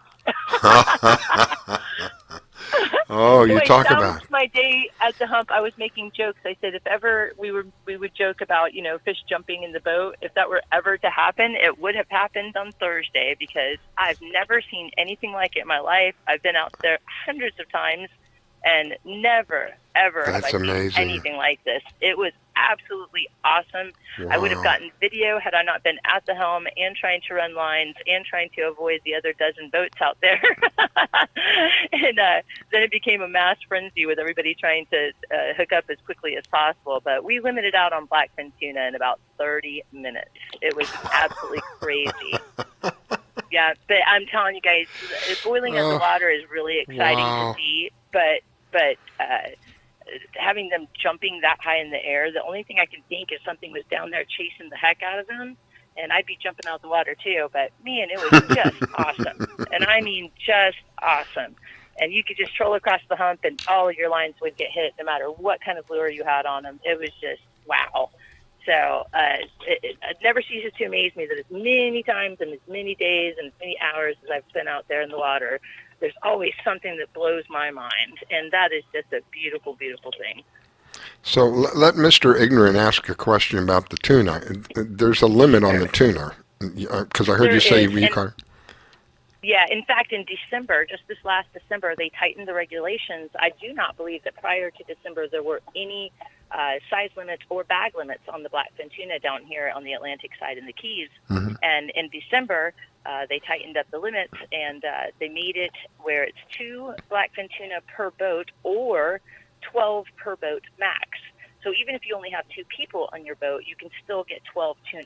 Wow. And I had to school a couple young boys out there at the hump. When it gets crazy like that, and there's a dozen boats on there in a very small area that are all trying to catch fish, and some people are drifting and jigging, and some people are trolling, and it was an absolutely perfectly beautiful day. So there was even some people out there in smaller flats boats, and there's a couple young guys on the little flats boat that I actually ran over one of their lines. They were flatlining live bait out there, and they were killing it. They were doing great.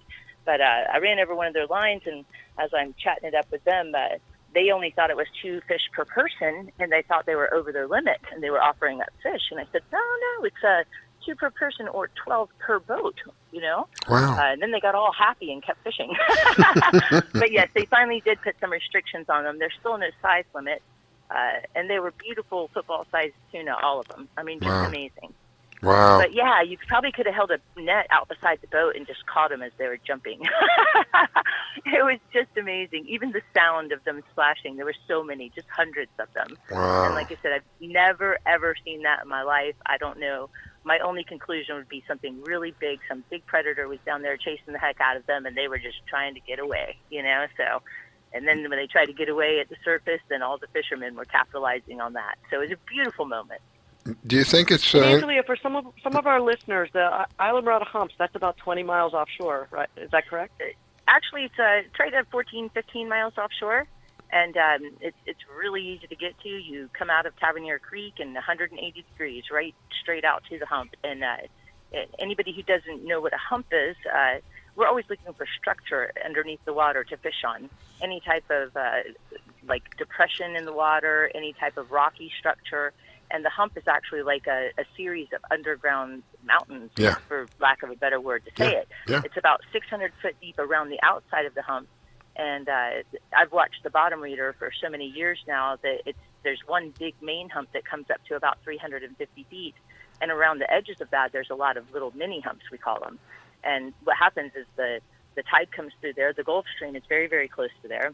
And it washes all the smaller bait fish up onto this underground mountain.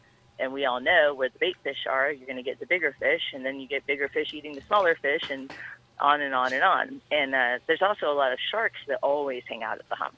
So jigging, my main game jigging is once I hook up, got to get that fish to the surface before a shark comes up and takes half of them, which happens a lot. So the sharks are out there because they know it's easy pickings, and there's always going to be fishermen out there. Don't underestimate those animals. They're smart. Sharks and the cooties. The cooties, too. Absolutely. And the cooties have been vicious lately. The cooties have been up on the reef and taking people's yellowtail, and they've just been really out on the hunt lately. It used to irritate the snot out of me. Oh, my God. Has this happened to you, Angelia?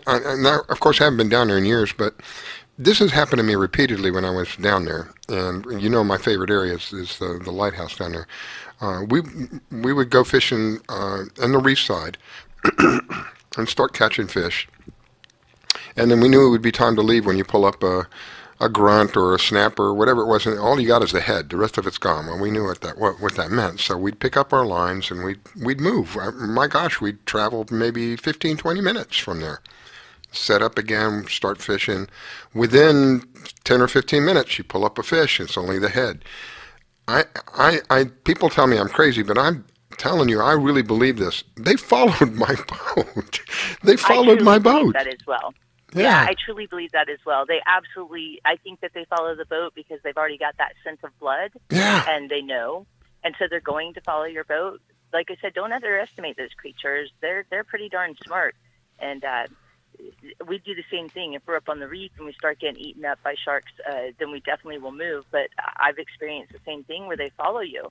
And I've had a lot of people on social media, I'll post half a fish that really broke my heart. And people go, oh, well, when the sharks get there, you got to move. But at the Isla Mirada hump and the Marathon hump, which are the two very, very popular ones near me, the sharks live there. So you're just battling the sharks the whole time you're there. It never stops. And there's no real sense in moving. Another thing, I had posted a picture of a really large pot of dolphins very recently. And a guy said something online about, fishing's no good if those porpoises are around, they'll get you. Well, I've been on the head boats, the big party fishing boats down here, and up in Clearwater Beach on the Gulf Coast of Florida. And you'll get a porpoise that'll follow the boat because it knows the same thing. They're smart. And it will follow that head boat all day long and just destroy your day of fishing. No fish want to fight when the porpoises are there. They're not dumb. So, yeah, between the dolphins and the sharks, they definitely will follow you. They definitely know what's going on. Once they get that scent of blood in the water, it's over. I don't know if anyone's familiar with the blackfin tuna down here, but we bleed the tuna. It just makes the meat a little less red. It makes it a little more mild, makes it really nice for sushi grade. I just cut them underneath the chin from gill to gill, and they bleed out very quickly. But I have a 5-gallon bucket on the boat, and I'll fill it about half full of water, and when I catch that fish and I cut them from gill to gill, I put them head down in the bucket so that they bleed out nicely. A few minutes, I throw them on ice. Well, that bucket of blood, I have a rule. You do not dump that bucket of blood until you are done fishing. Because if you do dump that bucket of blood, you just drew every single shark out there right to your boat. Wow. I've heard different things, but I've heard that they can smell a drop of blood as far as 10 miles away, some sharks. So that's pretty amazing. And a hooked fish is going to have a little bit of blood no matter how you look at it. It's going to have some blood. Yeah. So they come right after it. It's a flailing hooked fish with a little bit of blood on the end of a line and not going as fast as it probably would be. And it's just easy pickings for the sharks. They love it. You know, Carolyn was fishing yesterday. Carolyn, did you see any predators yesterday? You know, no predators, no dolphin. We hooked up to one big fish that broke off our line. We were fishing for kingfish and pelagics, being dolphin and things you could eat. And so we don't really know what it was, but we're assuming it was a shark. Other than that, you know, it's bonita, kingfish, no dolphin, no weed on the water. It was real clean water yesterday in about 200 feet of water. No sharks, So, no yeah, kudos. no sharks. Wow. No kudos, nothing. Wow. Well, I'm glad to hear I'm not the only one that was unsuccessful in my mahi hunt, Carolyn. But out here in the Keys, the sargassum, you know, the weeds, it's all sargassum here. We get sargassum and needlegrass is what we get on the surface here. And typically, your summertime when the mahi are supposed to come in nicely, that's when you get those big weed lines and the big batches of sargassum all floating on the surface. And it makes it very, very difficult to troll. I don't care what kind of weedless lure that they sell, they're just not 100%. They're always going to pick up weeds. And once weeds get on your trolling lines, no fish is ever going to hit it because have you ever seen a bait fish swimming around with weeds on them? Yeah. Yeah. The fish aren't dumb.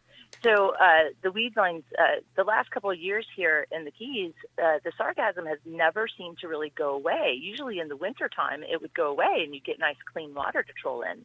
But the last few years, the sargassum has just not gone away. And it's not been in very organized patches or very organized weed lines. So it's been very difficult to troll. And you sort of have to cherry pick your spots. But I actually did find a real good, true weed line, the best one I'd seen in a couple of years, even out past the hump. And probably went about, 20 miles offshore following this weed line all the way up and all the way back, and not even a hit. I was very disappointed as I'm pulling in lines, cleaning lines, making sure that they don't have weeds on them. I had a couple of my rigged ballyhoo with skirts on them that were missing the lower half. I don't know how these fish come up and bite them just below that second hook on a rigged ballyhoo, but they are sneaky. Never touch my drag, never nothing. I'm thinking, my goodness, these guys got talent these years. But yeah, the sargassum has been a real hindrance trying to troll out there. It just makes it really difficult, and it's a lot of work cleaning lines all day long. But you got to do what you got to do. I did have one really cool experience Thursday while we were out. Everybody knows that if you find like a nice weed patch, you can throw some chunk bait out and pull some schoolies out from underneath it. Well, found a nice little weed patch, but there was actually a piece of debris floating in the water. It looked like maybe the side of a milk crate, so it's only about 18 inches by 18 inches. But underneath it was the biggest school of triple tail I've ever seen. Wow. And you could literally drop you. None of them were of size to keep, but that's okay. And I had some fun for a little while, just casting out just chunk bait out underneath this little piece of floating milk crate or whatever it may have been. And I was just snatching up those small triple tail, and I was just having some fun with that for a little while. I always say I'm happy if I'm reeling in fish. And that was quite fun. And I've never seen triple tail in a nice big school like that either. It was very interesting to see. One was sitting right beside the boat. I dropped a line with a piece of bait on it. I mean, right in front of his face, right beside the boat, maybe 10 inches down in the water, and he hit it immediately. So that was kind of a neat little fun game to play for about a half an hour, you know. So it was nice to see a lot of fish out there, and those tuna jumping at the hump is something that'll stay in my mind forever. I don't know if that'll ever happen again, but I feel extremely blessed to have seen it. Quite exhilarating. Plus, hearing everybody hooting and hollering on the boats out there. I couldn't imagine. Hear everybody. Yeah, it was so exciting. I was wondering if maybe, so I don't know anything about the spawning season. Could it be spawning? I can't even talk anymore. Could it be spawning? Could they have been spawning that attributed to that? I've never researched the spawning season, and it very well could be. I would entertain just about any phenomenon. But my fisherman common sense immediately told me that there's probably something big down there chasing them. But it could be just about anything. That's just my educated guess, you know. If it was big, it would be really big. These aren't minnows. I have a question on the humps. If you're going out that far, being 15 miles, do you have to worry about what tide it is, or what moon phase, or anything like that? Or since it's so far out, you just go and you could fish any time of the day? If we get a really big easterly wind and the seas are bumpy to begin with, it's going to be rough getting out there, and that's the days that your smaller boats cannot get out there at all.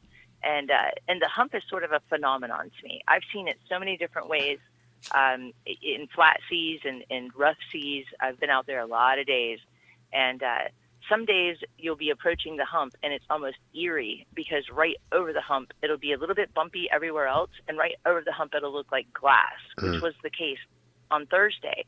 But I've also seen it when the water is kind of calm, but because of the way the water runs up on that mountain and the Gulf Stream is so close, I've also seen the hump where it looks like a washing machine. Yeah. And that, to me, is kind of scary, especially if you're drifting and you're jigging for something at the bottom. You get sucked into this washing machine on the top of the hump, and it's a little scary. But it was just the opposite. And I don't think it's affected much by tides here, Carolyn, because our tides are so small. Once you've experienced 30-some foot tides, our tides don't faze me much at all. But yes, current and wind does make a big difference, and sometimes all the fish will be washed up on one side of the hump because of the currents and the winds. Sometimes they'll be washed up on the other side of the hump because of the currents and winds. So that's why I've always been real stickler about watching my bottom reader while I'm out there, so I can see where the fish show is. And some days the fish show at the bottom out there is just absolutely mind-boggling. You can drop down a jig, and before you can even start jigging, something's hitting your jig. It's just amazing. And then other days, the fish show's not really there at all. So, like any others, the fish move and move and move. But as far as the sharks being big out there, Viscala, I don't know if anybody's seen. I have a video and some pictures of probably a 50-pound amberjack that I pulled up, and about 3/4 of the way up, all of a sudden he started fighting way less, and he felt way smaller. And I pulled up nothing but a head.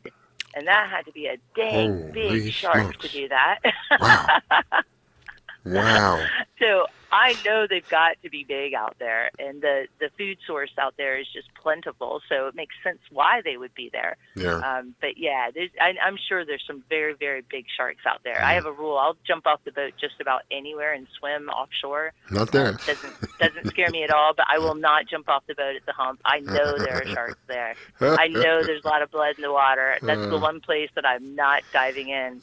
And as far as diving in goes too, I have not been way offshore in blue water in a while, and I tease, I'm a blue water girl. And the reef was just absolutely mind-bogglingly beautiful on the way out. It was just, the water is so crystal clear right now. Without the winds will stir the water up where it's not so clear. But right now the water is just clear as could possibly be. It was absolutely beautiful. But as soon as we got out into about 100 foot of water out into blue water, I stopped the boat and I just swan dived off the side. And as far down as I could swim with my eyes open, the water was crystal clear, blue as an emerald. Nice. It was just absolutely beautiful. No particles in the water. The water is just amazing right now down here. Well, we are all out of time, my guys. I appreciate you taking the the time to call in and let us know what's going on down there. The Florida Salty Cowgirl, you can find her online, find her on Facebook, find her on Instagram, or Absolutely. yeah. And easy lady to find and easy lady to deal with. She'll take you out, catch you some fish. She's been down there for a little while. She knows what she's been doing. She talks about the 30-foot tide that flips me out. All right, we are completely out of time, you guys. Thank you, Carolyn. Thank you, Angelia. We'll be back in a week. Ladies and gentlemen, enjoy your day. Wish you well. Bye-bye. You're listening to the Fishing in Florida show with your host, Scala Stevens.